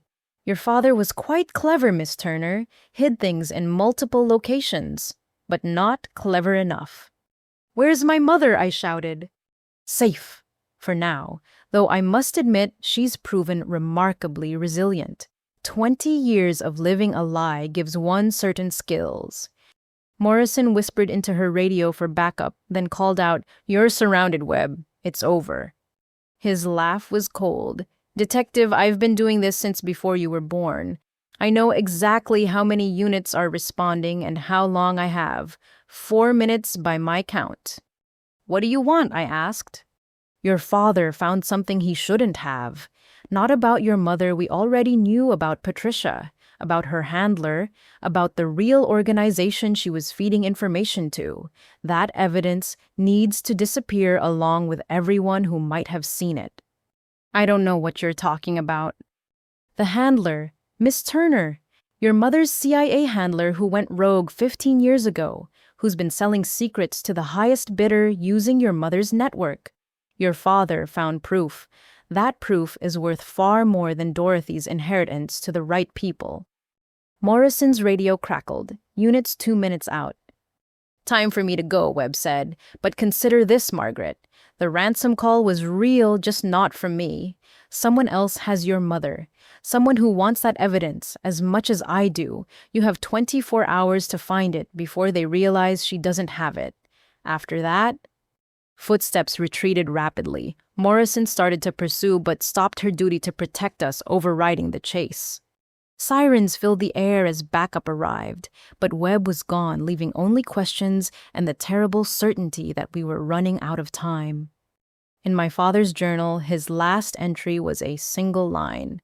The truth isn't in one place. It's in 3. Dorothy knew. She always knew. 3 places. We'd found 2, and somewhere my mother was being held by someone even Webb seemed to fear. The 48-hour deadline had been cut in half, and we still didn't know who the real enemy was. But one thing was clear. My father hadn't died trying to save himself. He died trying to save us from a truth that was worth killing for. Now it was my turn to finish what he'd started. The safe house Morrison arranged was a nondescript apartment downtown. Sarah and I sat across from each other, the weight of everything crushing us. Officer Chen stood guard while Morrison coordinated the investigation. 24 hours, Sarah said quietly, to find evidence we don't understand, hidden by a dead woman who knew secrets we can't imagine to save a mother who isn't our mother. My phone buzzed. Unknown number. Morrison nodded for me to answer. Margaret Turner. Hey, sis. The voice was Sarah's, but Sarah was sitting right in front of me. Surprise. My blood froze. Who is this? The real Sarah. Or didn't you wonder why your precious sister's DNA wasn't in any database? Why there are no birth records before age 5?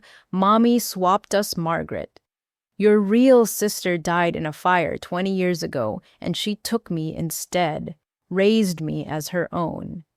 I looked at Sarah, the woman I'd called sister, my entire life. Her face had gone white. You're lying, I said. Am I ask her about the scar on her shoulder?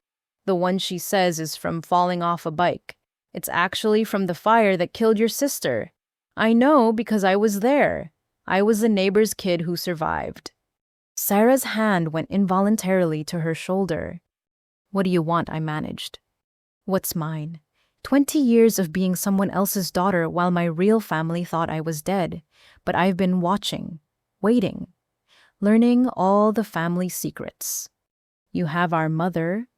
Patricia? Yes. She's been very informative. Told me all about the evidence your father hid. About the CIA handler. about Dorothy's role in all of it, but she doesn't know where the third location is. So here's my offer. Find it, bring it to me, and I'll trade Patricia for it. How do we know you'll keep your word? You don't. But consider the alternative. Morrison's there, isn't she? Tell her the Riverside Warehouse Pier 7. Come alone, just you and my replacement, 22 hours now. The line went dead. Morrison was already on her radio, dispatching units to the warehouse. Chen, get them to... Sarah stood abruptly. It's true. We all turned to her. The scar. The missing memories before age 5. The way Mom always looked at me differently. Tears streamed down her face.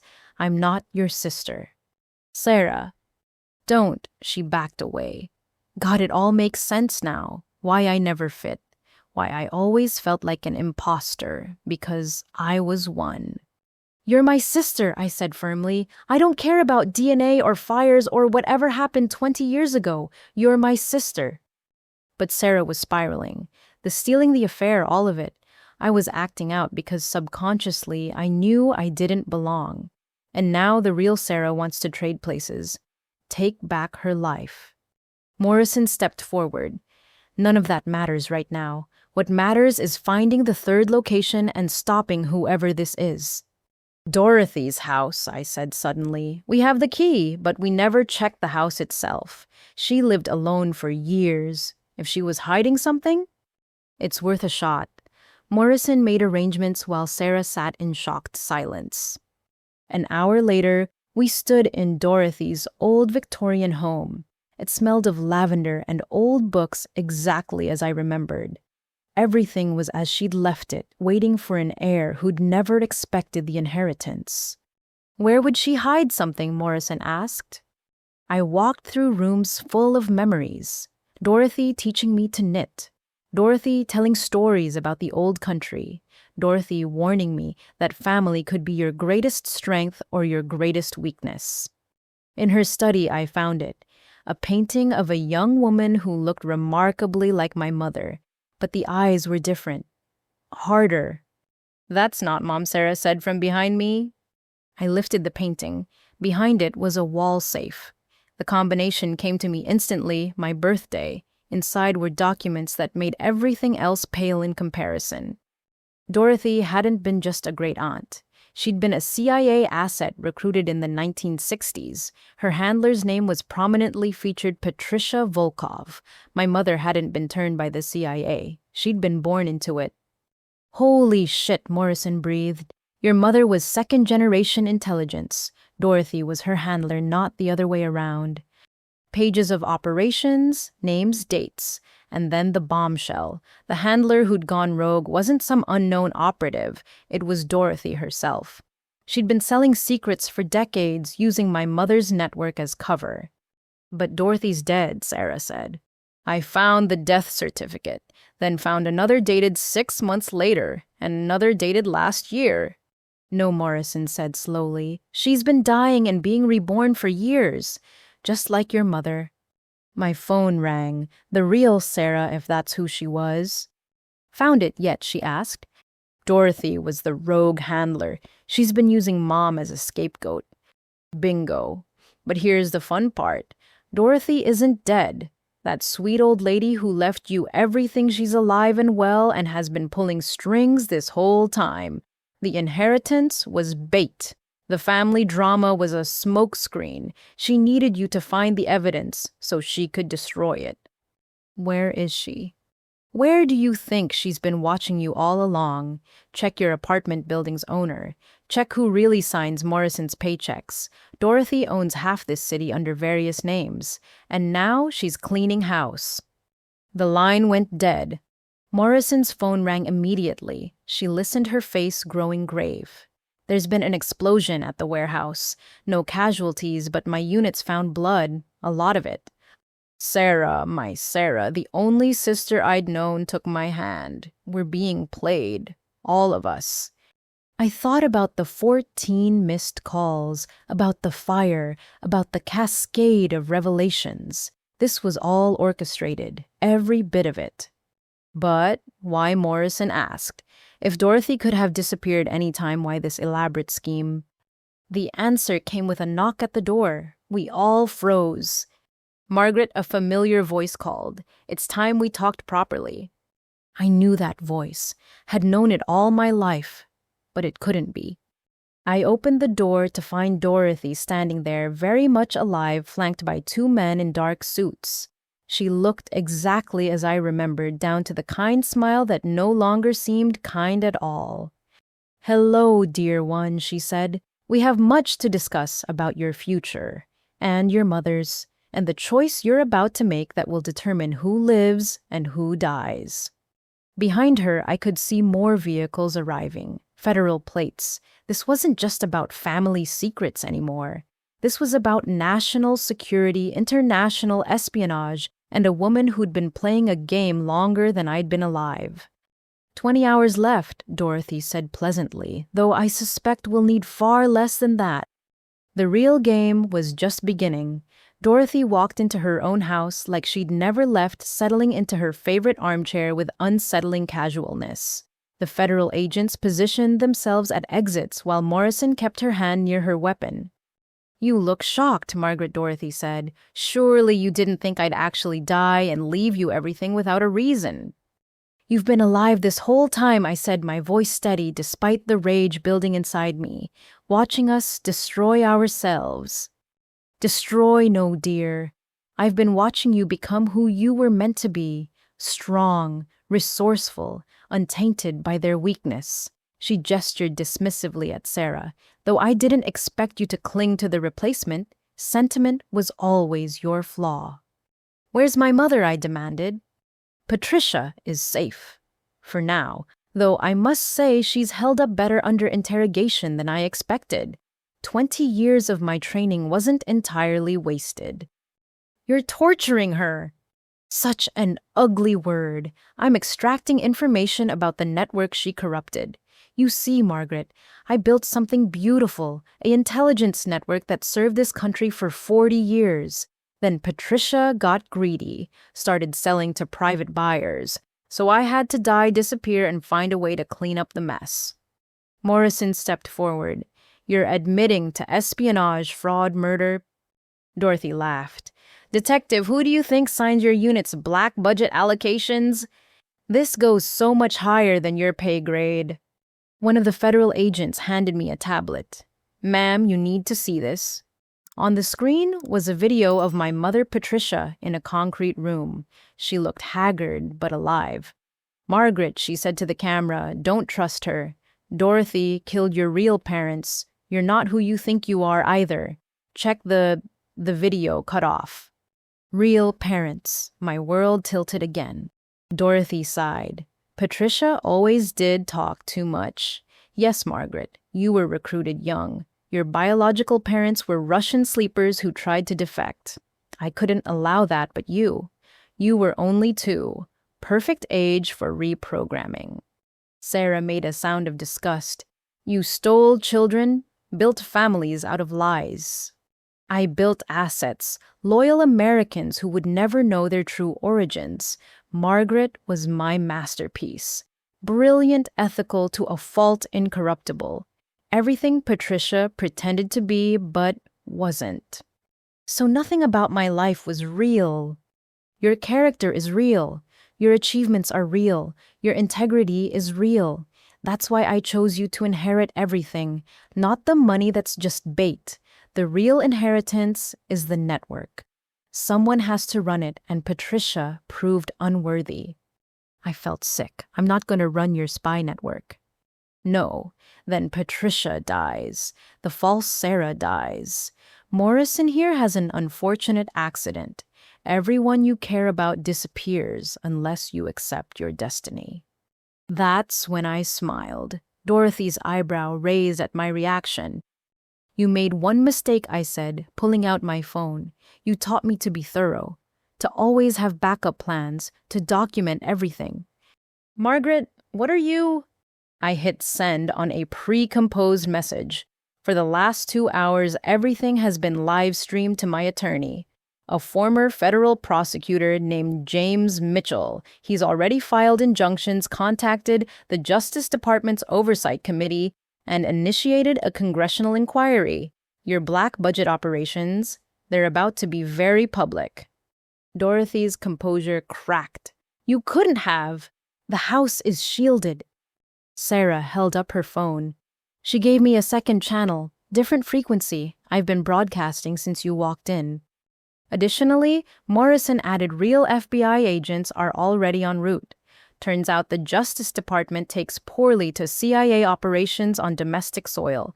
Your friends here might have badges, but they don't have jurisdiction. The federal agents looked uncertain, hands moving to weapons. Dorothy stood slowly. You clever girl, but you're bluffing. Mitchell is my biological brother. I finished. Yeah, I figured that out. You didn't steal one Russian child. You stole two. James found me 3 months ago. We've been planning this since I got the first inheritance letter. The sound of helicopters filled the air. Multiple vehicles screeched to a halt outside. A voice boomed through a megaphone. This is the FBI. The building is surrounded. Exit with hands visible. Dorothy's kind mask finally fell, completely revealing something cold and ancient. You've destroyed everything I built. Decades of work. No, I said. I've destroyed decades of lies, and now I'm going to save my mother. My real mother, the woman who raised me, whatever her name is. You don't know where she is. James Mitchell walked through the door, flanked by actual FBI agents. My biological brother was tall, dark-haired, with eyes exactly like mine. Actually, we do. Your safe house in Riverside was easy to find once we accessed your financial records.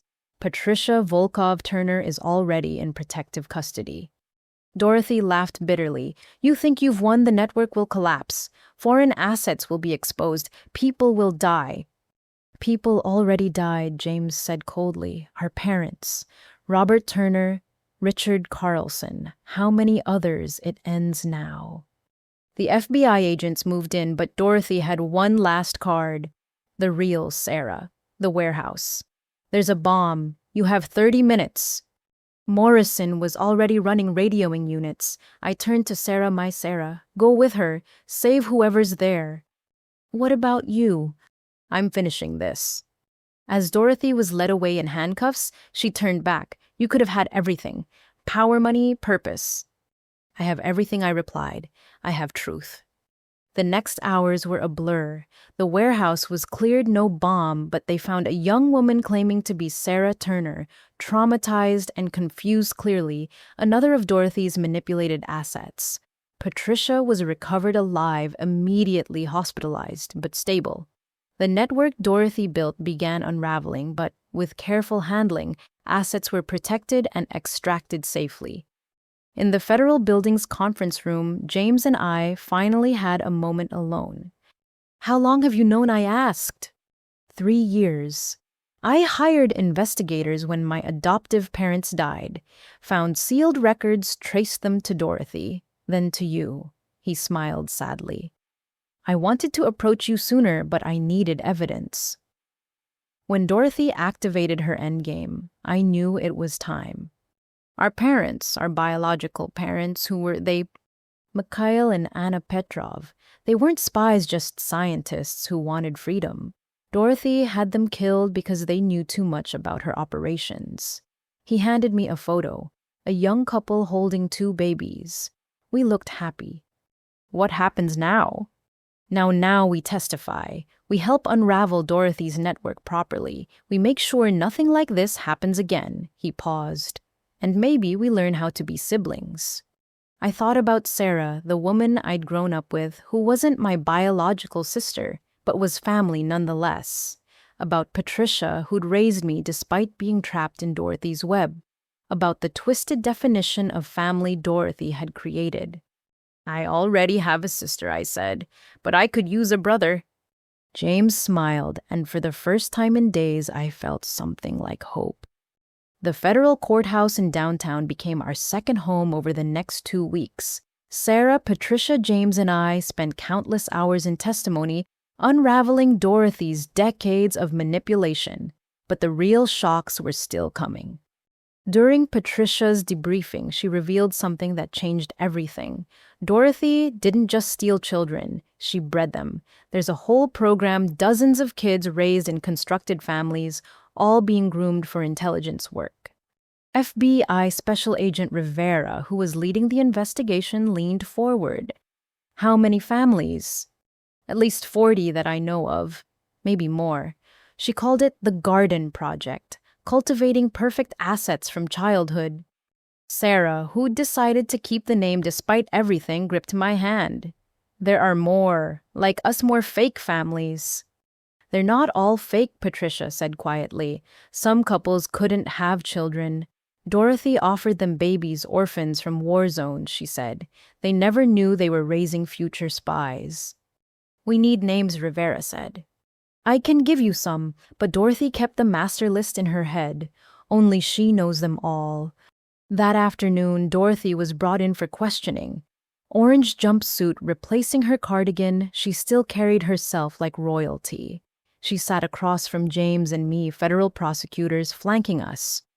I hear you've been talking about my garden, she said pleasantly. Such talented seedlings, though I suppose you'll tear it all up now. Those children deserve to know the truth, I said. Do they? Sarah Hendricks in Portland is about to graduate medical school. Should I destroy her life by telling her she's really Svetlana from Ukraine? Thomas Chen in Seattle just made partner at his firm. Should he know he was born Dmitri in Chechnya? You had no right. I gave them lives, good lives better than the war zones and orphanages they came from. I gave them purpose. James leaned forward. You gave them lies, and you murdered anyone who threatened to expose those lies. Dorothy's smile was chilling. Prove it. We don't have to, Rivera interrupted. Marcus Webb already did. We arrested him this morning. He's been very cooperative. Turns out he kept recordings of every job you hired him for, including Robert Turner's murder. For the first time, Dorothy looked shaken. Webb knows better than to cross me. Webb knows you're finished, Rivera continued. He's provided evidence of 17 murders committed on your orders over the past decade, all people who discovered pieces of your network. I want a deal, Dorothy said suddenly. No deals, James said firmly. You killed our parents. You killed Margaret's adoptive father. You destroyed dozens of lives. Without me, active operations will fail. Assets in hostile territory will die. Is your revenge worth that? Rivera nodded to the prosecutors who left the room. She leaned in. Here's what's going to happen. You're going to provide every name, every location, every operational detail. In exchange, we'll ensure your assets are safely extracted, but you'll spend the rest of your life in federal prison. No deals, no reduced sentences. And if I refuse, then we piece it together ourselves. Some assets might die, and you'll be charged with their murders too. Dorothy studied us all, calculating. Finally, she nodded. I'll need guarantees. Written agreements. Protection for the children in the garden. The children will be protected, I said, but they'll be told the truth given choices. No more lies. You're so naive, Margaret. Truth isn't always kind. Neither were your lies. Over the next 3 days, Dorothy provided everything. Names, locations, operational details dating back 40 years.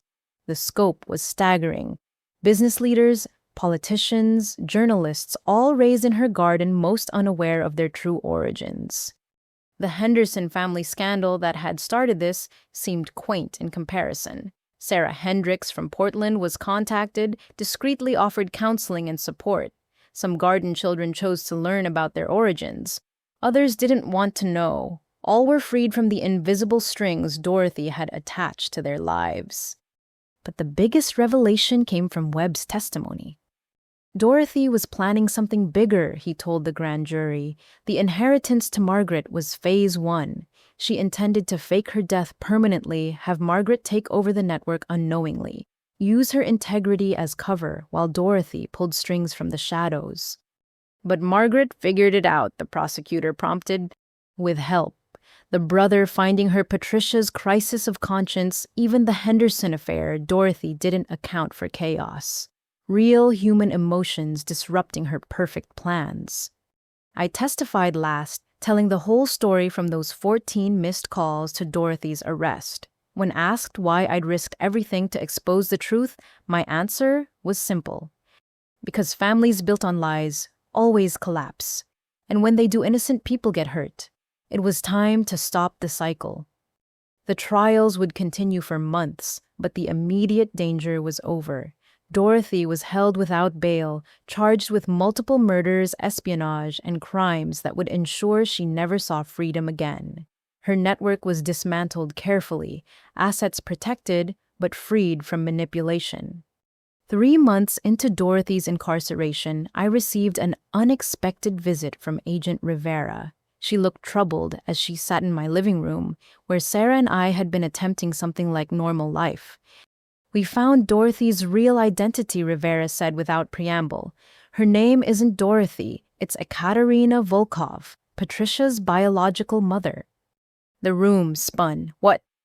"Dorothy Ekaterina came to America in 1962 as a Soviet illegal. She was 23 already, a mother.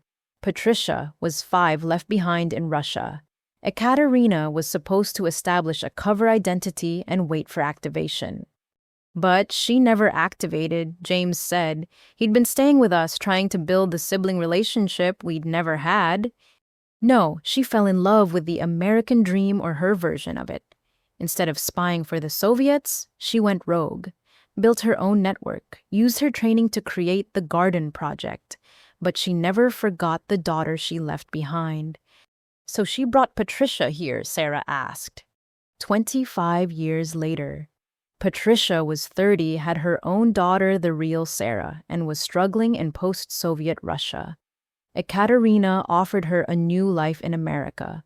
All Patricia had to do was leave her daughter and take a new identity. I felt sick. History repeating. Mothers abandoning daughters for the promise of something better. "It gets worse," Rivera continued. "We found Dorothy's Ekaterina's journals in a safety deposit box. She's been documenting everything for 60 years, including why she killed your biological parents, James and Margaret." James tensed. "Tell us." Rivera handed us photocopies of journal entries. Dorothy's precise handwriting spelled out the truth. May 15th, 1997. "Mikhail and Anna Petrov must be eliminated. They've discovered my identity and threatened to expose the garden. Their children, however, show promise. The boy is brilliant, analytical. The girl demonstrates remarkable emotional intelligence. They will be separated, placed with different families. Perhaps one day they will find each other and complete what I've started, or destroy it. Either outcome serves evolution." "She wanted us to find each other," I whispered. "This whole thing she planned for us to either take over or tear it down." "A test," James said bitterly. "We were just another experiment." Rivera nodded. "There's more. Patricia's been talking. The real reason Dorothy activated her plan now. She's sick. Terminal brain cancer. Doctors gave her 6 months a year ago. She wanted to see her legacy settled before she died. So she destroyed our lives as her final act." Sarah's voice was sharp with anger. She would say she revealed the truth. Forced evolution. Classic Soviet-era thinking, breakdown to build up stronger. My phone rang. The Federal Detention Center. "It's Dorothy," I told the others. "She's requested a final meeting." Rivera frowned. "You don't have to go." "Yes, I do. I need to hear it from her. All of it."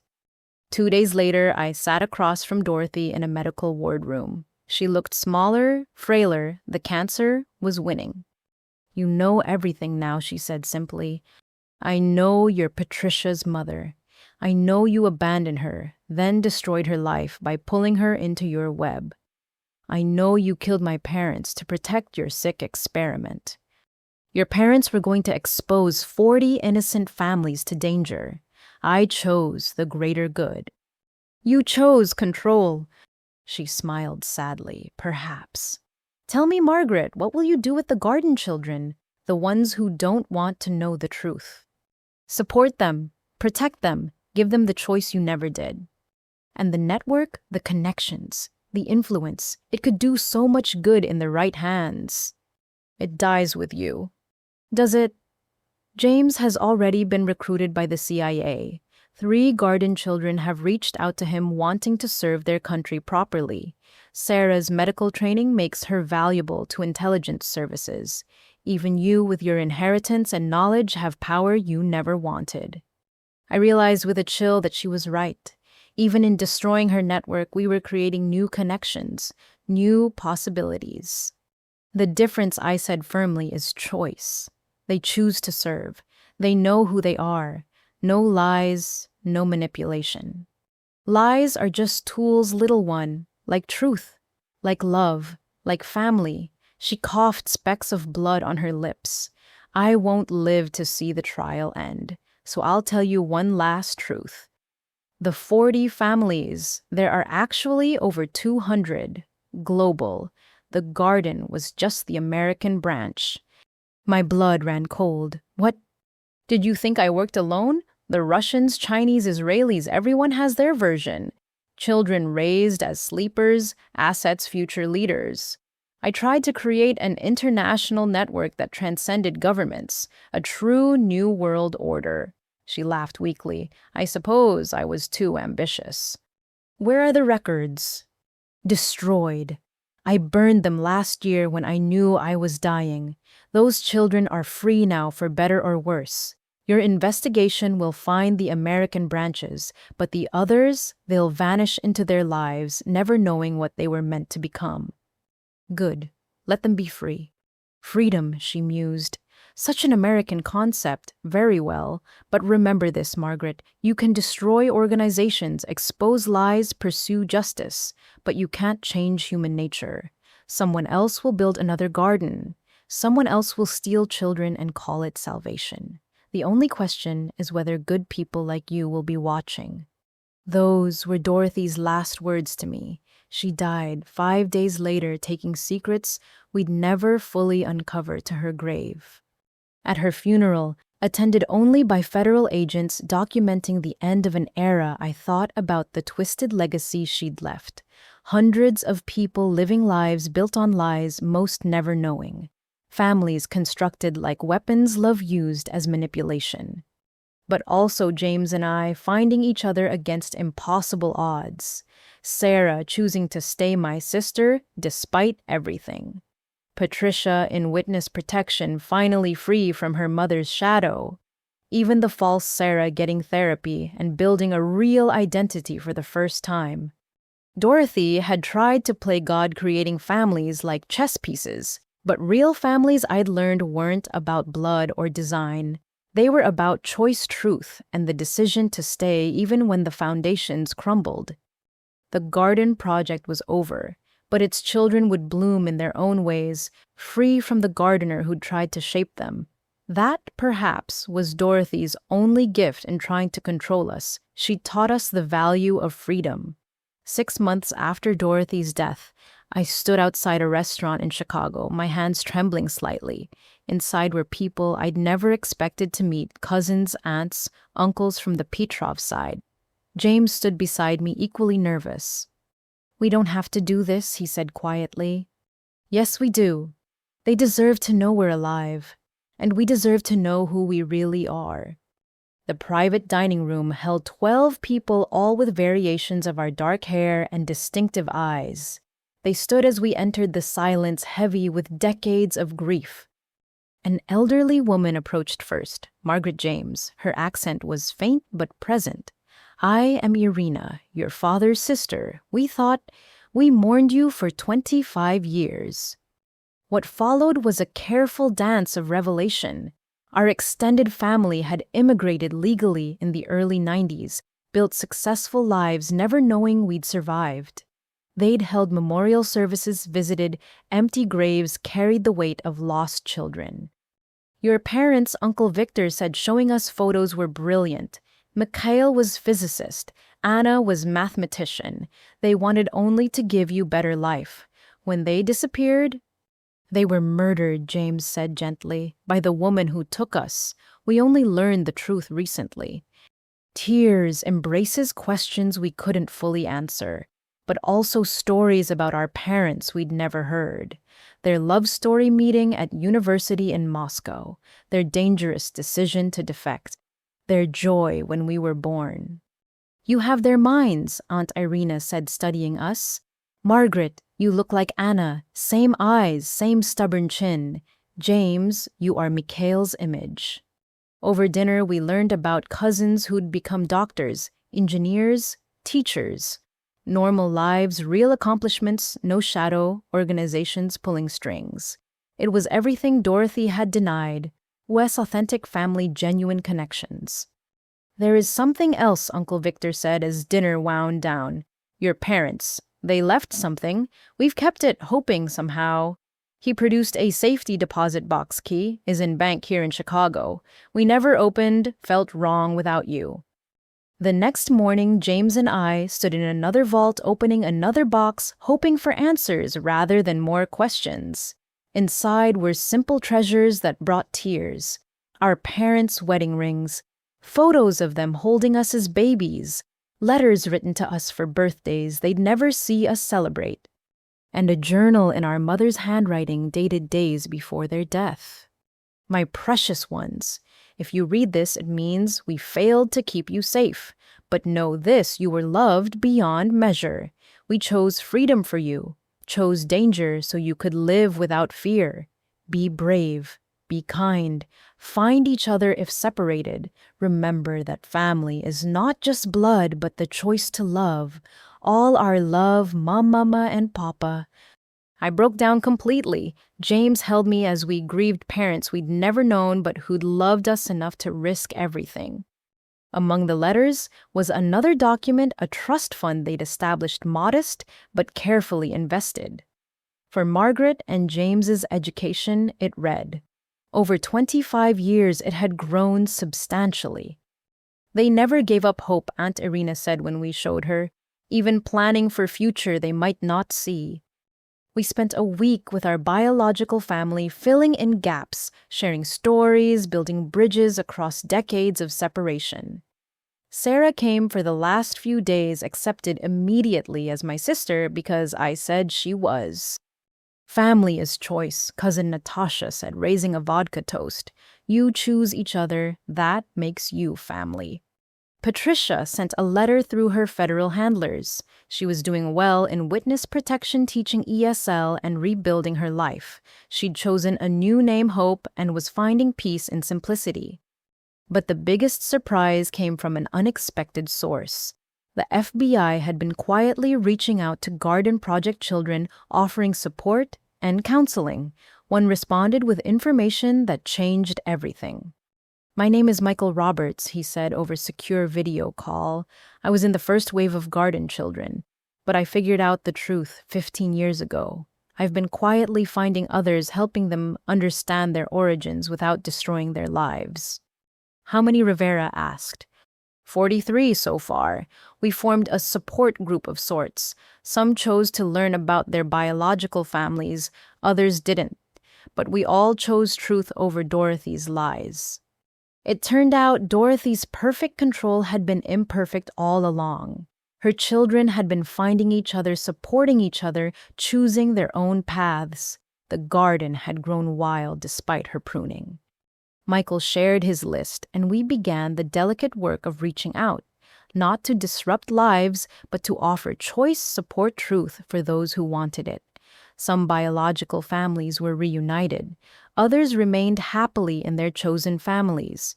All were freed from invisible strings. 3 months later, we held the first official gathering of Garden survivors. 57 people came from all walks of life: doctors, teachers, artists, parents, people Dorothy had tried to shape into weapons who'd chosen to become healers and creators instead. She thought she was building an army, one woman said. Instead, she built a family, just not the one she intended. We shared stories, resources, therapies that helped, created a fund for those needing support. Most importantly, we chose radical honesty as our policy. No more lies, no more manipulation, just truth and choice. James had indeed joined the CIA, but openly, honestly working to prevent another garden project. Several others chose similar paths, using their unique upbringing to protect rather than manipulate. Sarah finished her medical residency and specialized in trauma therapy for children. Someone needs to help kids who've been through identity crises, she said. Who better than someone who lived it? I used Dorothy's inheritance ironic justice to fund investigations into international trafficking and illegal adoption. If there were other gardens out there, we'd find them, free them. 1 year after Dorothy's death, Sarah stood before a medical board applying to specialize in pediatric psychiatry with a focus on identity trauma. I sat in the gallery proud of how far she'd come. Ms. Turner, the board chair, began. Your application mentions personal experience with identity crisis. Could you elaborate? Sarah took a breath. I discovered at 24 that I wasn't who I thought I was, that my entire family history was fabricated, that the parents who raised me had stolen me from another life. Instead of letting it destroy me, I chose to use that experience to help others.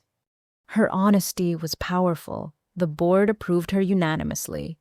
Afterward, we celebrated at our favorite restaurant. Patricia Hope had received special permission to attend. She looked healthier, younger somehow, free from the weight of decades of lies. I'm proud of you, she told Sarah simply, both of you. You took poison and turned it into medicine. We had help, I reminded her. Each other, James, the truth. Still, Dorothy raised you to be weapons. You chose to be healers instead. Sarah's phone buzzed. She looked at it and gasped. It's the hospital. There's a situation. A child found in an abandoned building. No identification, speaking only Russian claims. Her name changes every day. We exchanged glances. Another garden child. An hour later, we stood outside a hospital room where a girl of maybe 8 sat drawing. The sketch was intricate, detailed a garden with walls too high to climb. Hello, Sarah said gently in Russian. My name is Sarah. What's yours today? The girl looked up with eyes too old for her face. Today I'm supposed to be Amy. Yesterday was Katya. Tomorrow, she shrugged. How about we find your real name together, Sarah suggested. The girl studied us carefully. The grandmother said, never tell real name.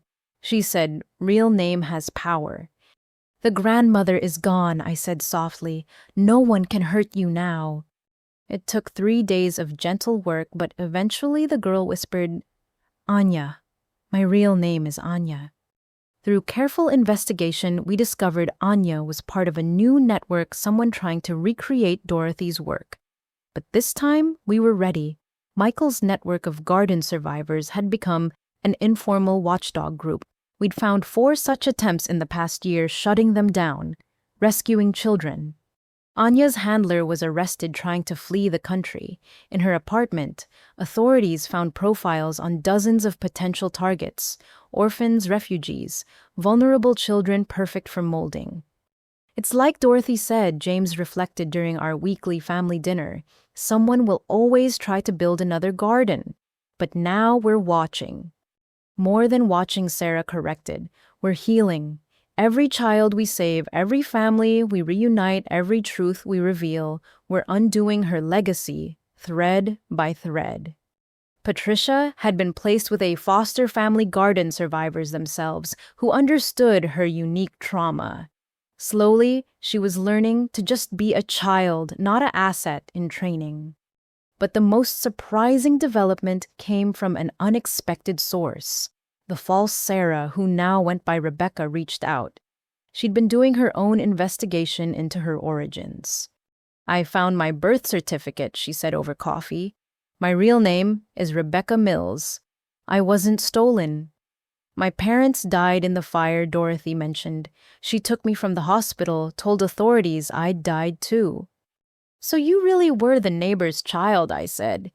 Yes, and I have grandparents, living grandparents who thought I was dead.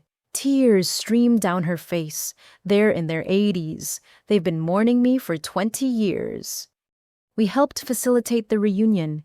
Watching Rebecca embrace grandparents who'd never stopped hoping was powerful. Another family Dorothy had torn apart, now mending. The ripple effects continued. Garden survivors found biological families. Those families found closure.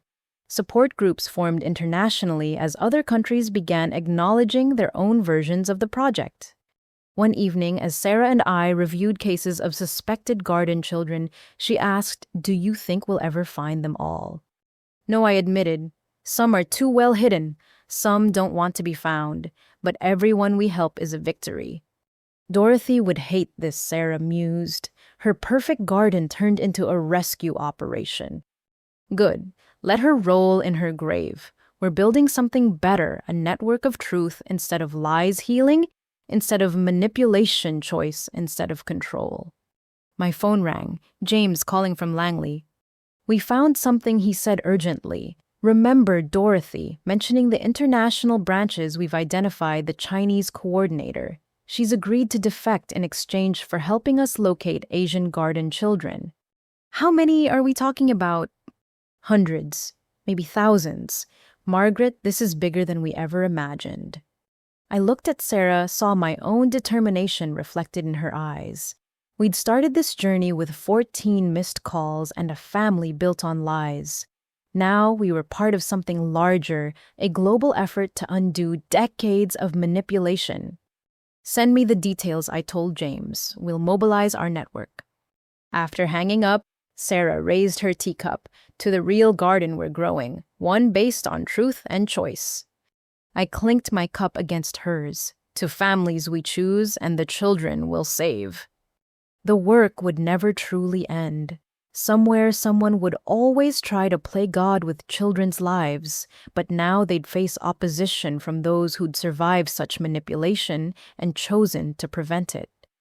Dorothy had tried to create weapons disguised as families. Instead, she'd created warriors for truth, and we would spend our lives making sure no child suffered as we had. Her true legacy wasn't the control she'd wielded, but the resistance she'd inadvertently fostered. In trying to shape us, she'd forged us into exactly what she'd never wanted: free thinkers who would dismantle everything she'd built and replace it with something better. 5 years later, the federal courthouse in Washington, D.C. was packed as the judge read the final verdict in the last of the Garden Project trials. Marcus Webb, Dorothy's enforcer, was sentenced to life without parole for the murders he'd committed. As they led him away, he looked at me with something almost like respect. "You won," he said simply. "We survived," I corrected. "There's a difference." Outside the courthouse, a small crowd had gathered. Garden survivors, their biological families, foster families who'd taken in rescued children, our unconventional extended family, had grown beyond anything I could have imagined. James approached with his wife Natalie herself, a garden survivor. We'd helped reunite with her Korean biological family. Their daughter Anna, named for our mother, babbled happily in his arms. "That's the last of them," he said. "Every handler, every coordinator we could find. It's over." "The trials are over," I agreed. "The work continues." And it did. The Garden Survivors Foundation, funded by Dorothy's seized assets and my inheritance, had become an international organization. We'd helped reunite over 300 families, provided therapy for thousands, and prevented dozens of copycat operations. Sarah had become one of the country's leading experts on identity trauma in children. Her clinics in New York and Los Angeles treated not just garden survivors, but any child dealing with questions of identity and belonging.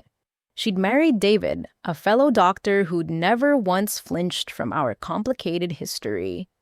Patricia, we still called her that in private, though she was. Legally, Hope Williams now had found peace teaching English to immigrant families. I helped them build real new lives, she told me. No lies, just honest, fresh starts. The false Sarah Rebecca had become a social worker specializing in reunification cases. Her grandparents had lived to see her graduate marry and give them great-grandchildren before passing peacefully. They got 5 good years, she'd said at their funeral. 5 years they never expected. That's Dorothy's only gift she gave us time she tried to steal. But today wasn't just about closing old chapters. Today was about new beginnings. The Petrov Center for Family Truth stood gleaming in downtown Chicago, built on land donated by my biological family. The opening ceremony drew hundreds, garden survivors, reunited families, supporters of our work. This center, I said at the podium, looking out at faces that had become dear to me, represents everything Dorothy feared: truth, choice, real family bonds. Here, children who question their identity will find answers. Families built on lies will find paths to honesty, and those who would exploit children will find opposition. Applause filled the air, but I wasn't done.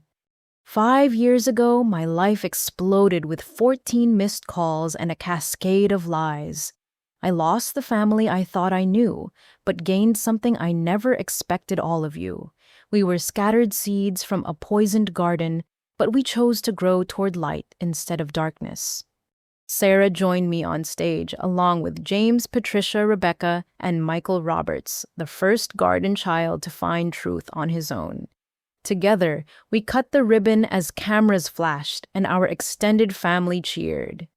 Inside the center was already bustling. Counseling rooms, DNA testing facilities, secure computers for research, play therapy areas for children. Everything needed to heal the kind of wounds we'd carried. Aunt Margaret, a small voice called out. Anya, now 13 and thriving with her adoptive parents, ran up to hug me. She'd chosen to keep her real name, proud of who she was. I'm starting high school next month. That's wonderful, sweetheart. Are you still drawing? She nodded enthusiastically. But happy pictures now? Gardens with no walls. As the day wore on, I found myself in the memorial room. We'd included photos and stories of those who hadn't survived Dorothy's web. My biological parents. Robert Turner, flawed, but ultimately trying to protect us. Richard Carlson. Others whose names we'd uncovered too late. James found me there. You okay? Just remembering and being grateful. For what? That we found each other, that we chose to build instead of destroy, that Dorothy's legacy isn't what she intended. He squeezed my shoulder. Mom and Dad would be proud. All our parents would be. Even Patricia, despite everything, chose love over duty in the end. As evening fell, our family-chosen, biological, and everything in between gathered for dinner in the center's community room. 50 people who would never have met if not for one woman's twisted vision, now bound by something stronger than her lies. Sarah raised a toast to Margaret, who answered those 14 calls and saved us all. To all of us, I countered, for choosing truth over comfort, family over blood, and love over fear. To the children, we were James added, and the families we've become. To Dorothy, Patricia said quietly, surprising everyone, may her failures teach us to succeed with kindness instead of control. We drank, we laughed, we shared stories of the year's victories. 3 more copycat networks shut down. 47 more families reunited. Hundreds of children in therapy learning they were more than someone's experiment. As the evening wound down, a young woman approached hesitantly. Excuse me, Miss Turner, I think I might be one of them. One of the garden children. My whole life, nothing's made sense. Can you help me? Sarah and I exchanged glances, then smiled at her warmly. Yes, Sarah said simply. We can help. That's what we do now. That's what family does. And so it continued. Every day brought new challenges, new faces seeking truth, new attempts to exploit children that we worked to prevent. The garden project was over, but its survivors had become something Dorothy never anticipated: a force for healing in a world still too full of lies. That night, I stood on my apartment balcony looking out at the city lights. My phone sat silent on the table. No missed calls, no family crises, no explosive secrets. Just peace hard won and carefully maintained. Sarah joined me, handing me a cup of tea. Any regrets? None. I'm grateful for those 14 calls. Without them, I'd never have known who I really was, never have found my purpose. We'd never have found each other as real sisters, not just assigned ones. She smiled. Dorothy thought she was creating perfect families. Instead, she taught us that perfect families don't exist, only real ones, messy and complicated and chosen every single day. My phone buzzed, not a crisis this time, but a photo from James. Baby Anna taking her first steps, reaching for outstretched arms. New life untouched by lies, growing in truth. I thought about my biological parents who died believing in freedom. About Robert Turner, who died trying to expose corruption. About Dorothy herself, brilliant and twisted, who'd built an empire on stolen children and lost it to those same children's courage. Justice had been served imperfectly, but thoroughly. Families had been reunited or built anew. Children were protected. Truth had won not through force, but through choice. Hundreds of individual choices to reject lies and embrace messy, beautiful reality. The 14 missed calls that had shattered my world had ultimately led to its rebuilding stronger and more honest than before. In trying to control us, Dorothy had set us free. In teaching us to lie, she'd made us champions of truth.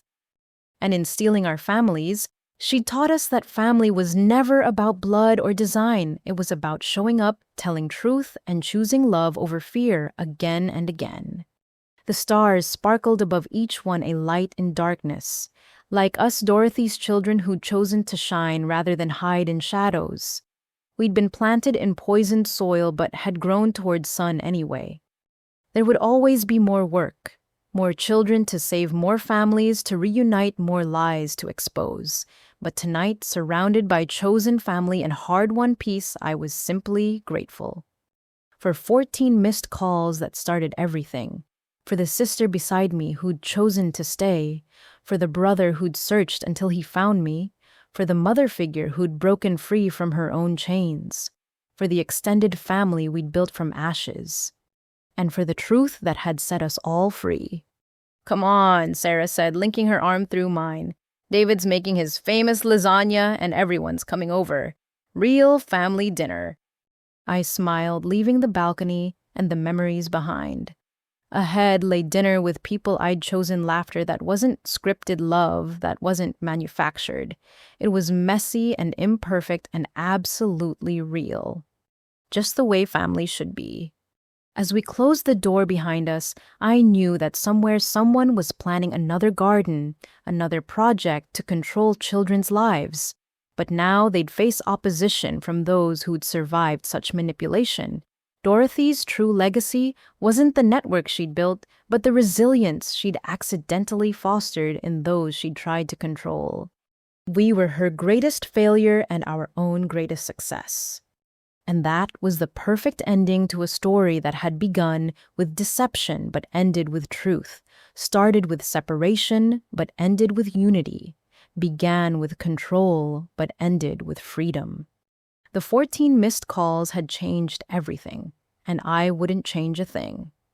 Thank you for joining me on this journey of family deception and ultimately truth. If you've ever questioned your identity, searched for belonging, or built a chosen family from the ashes of a broken one, I'd love to hear your story in the comments below. Please remember to like this story if it touched your heart, subscribe for more tales of resilience and redemption, and share with anyone who needs reminding that family is about choice, not just chance. Until next time, may you always choose truth over comfortable lies, and may your chosen family bring you the peace that blood never could.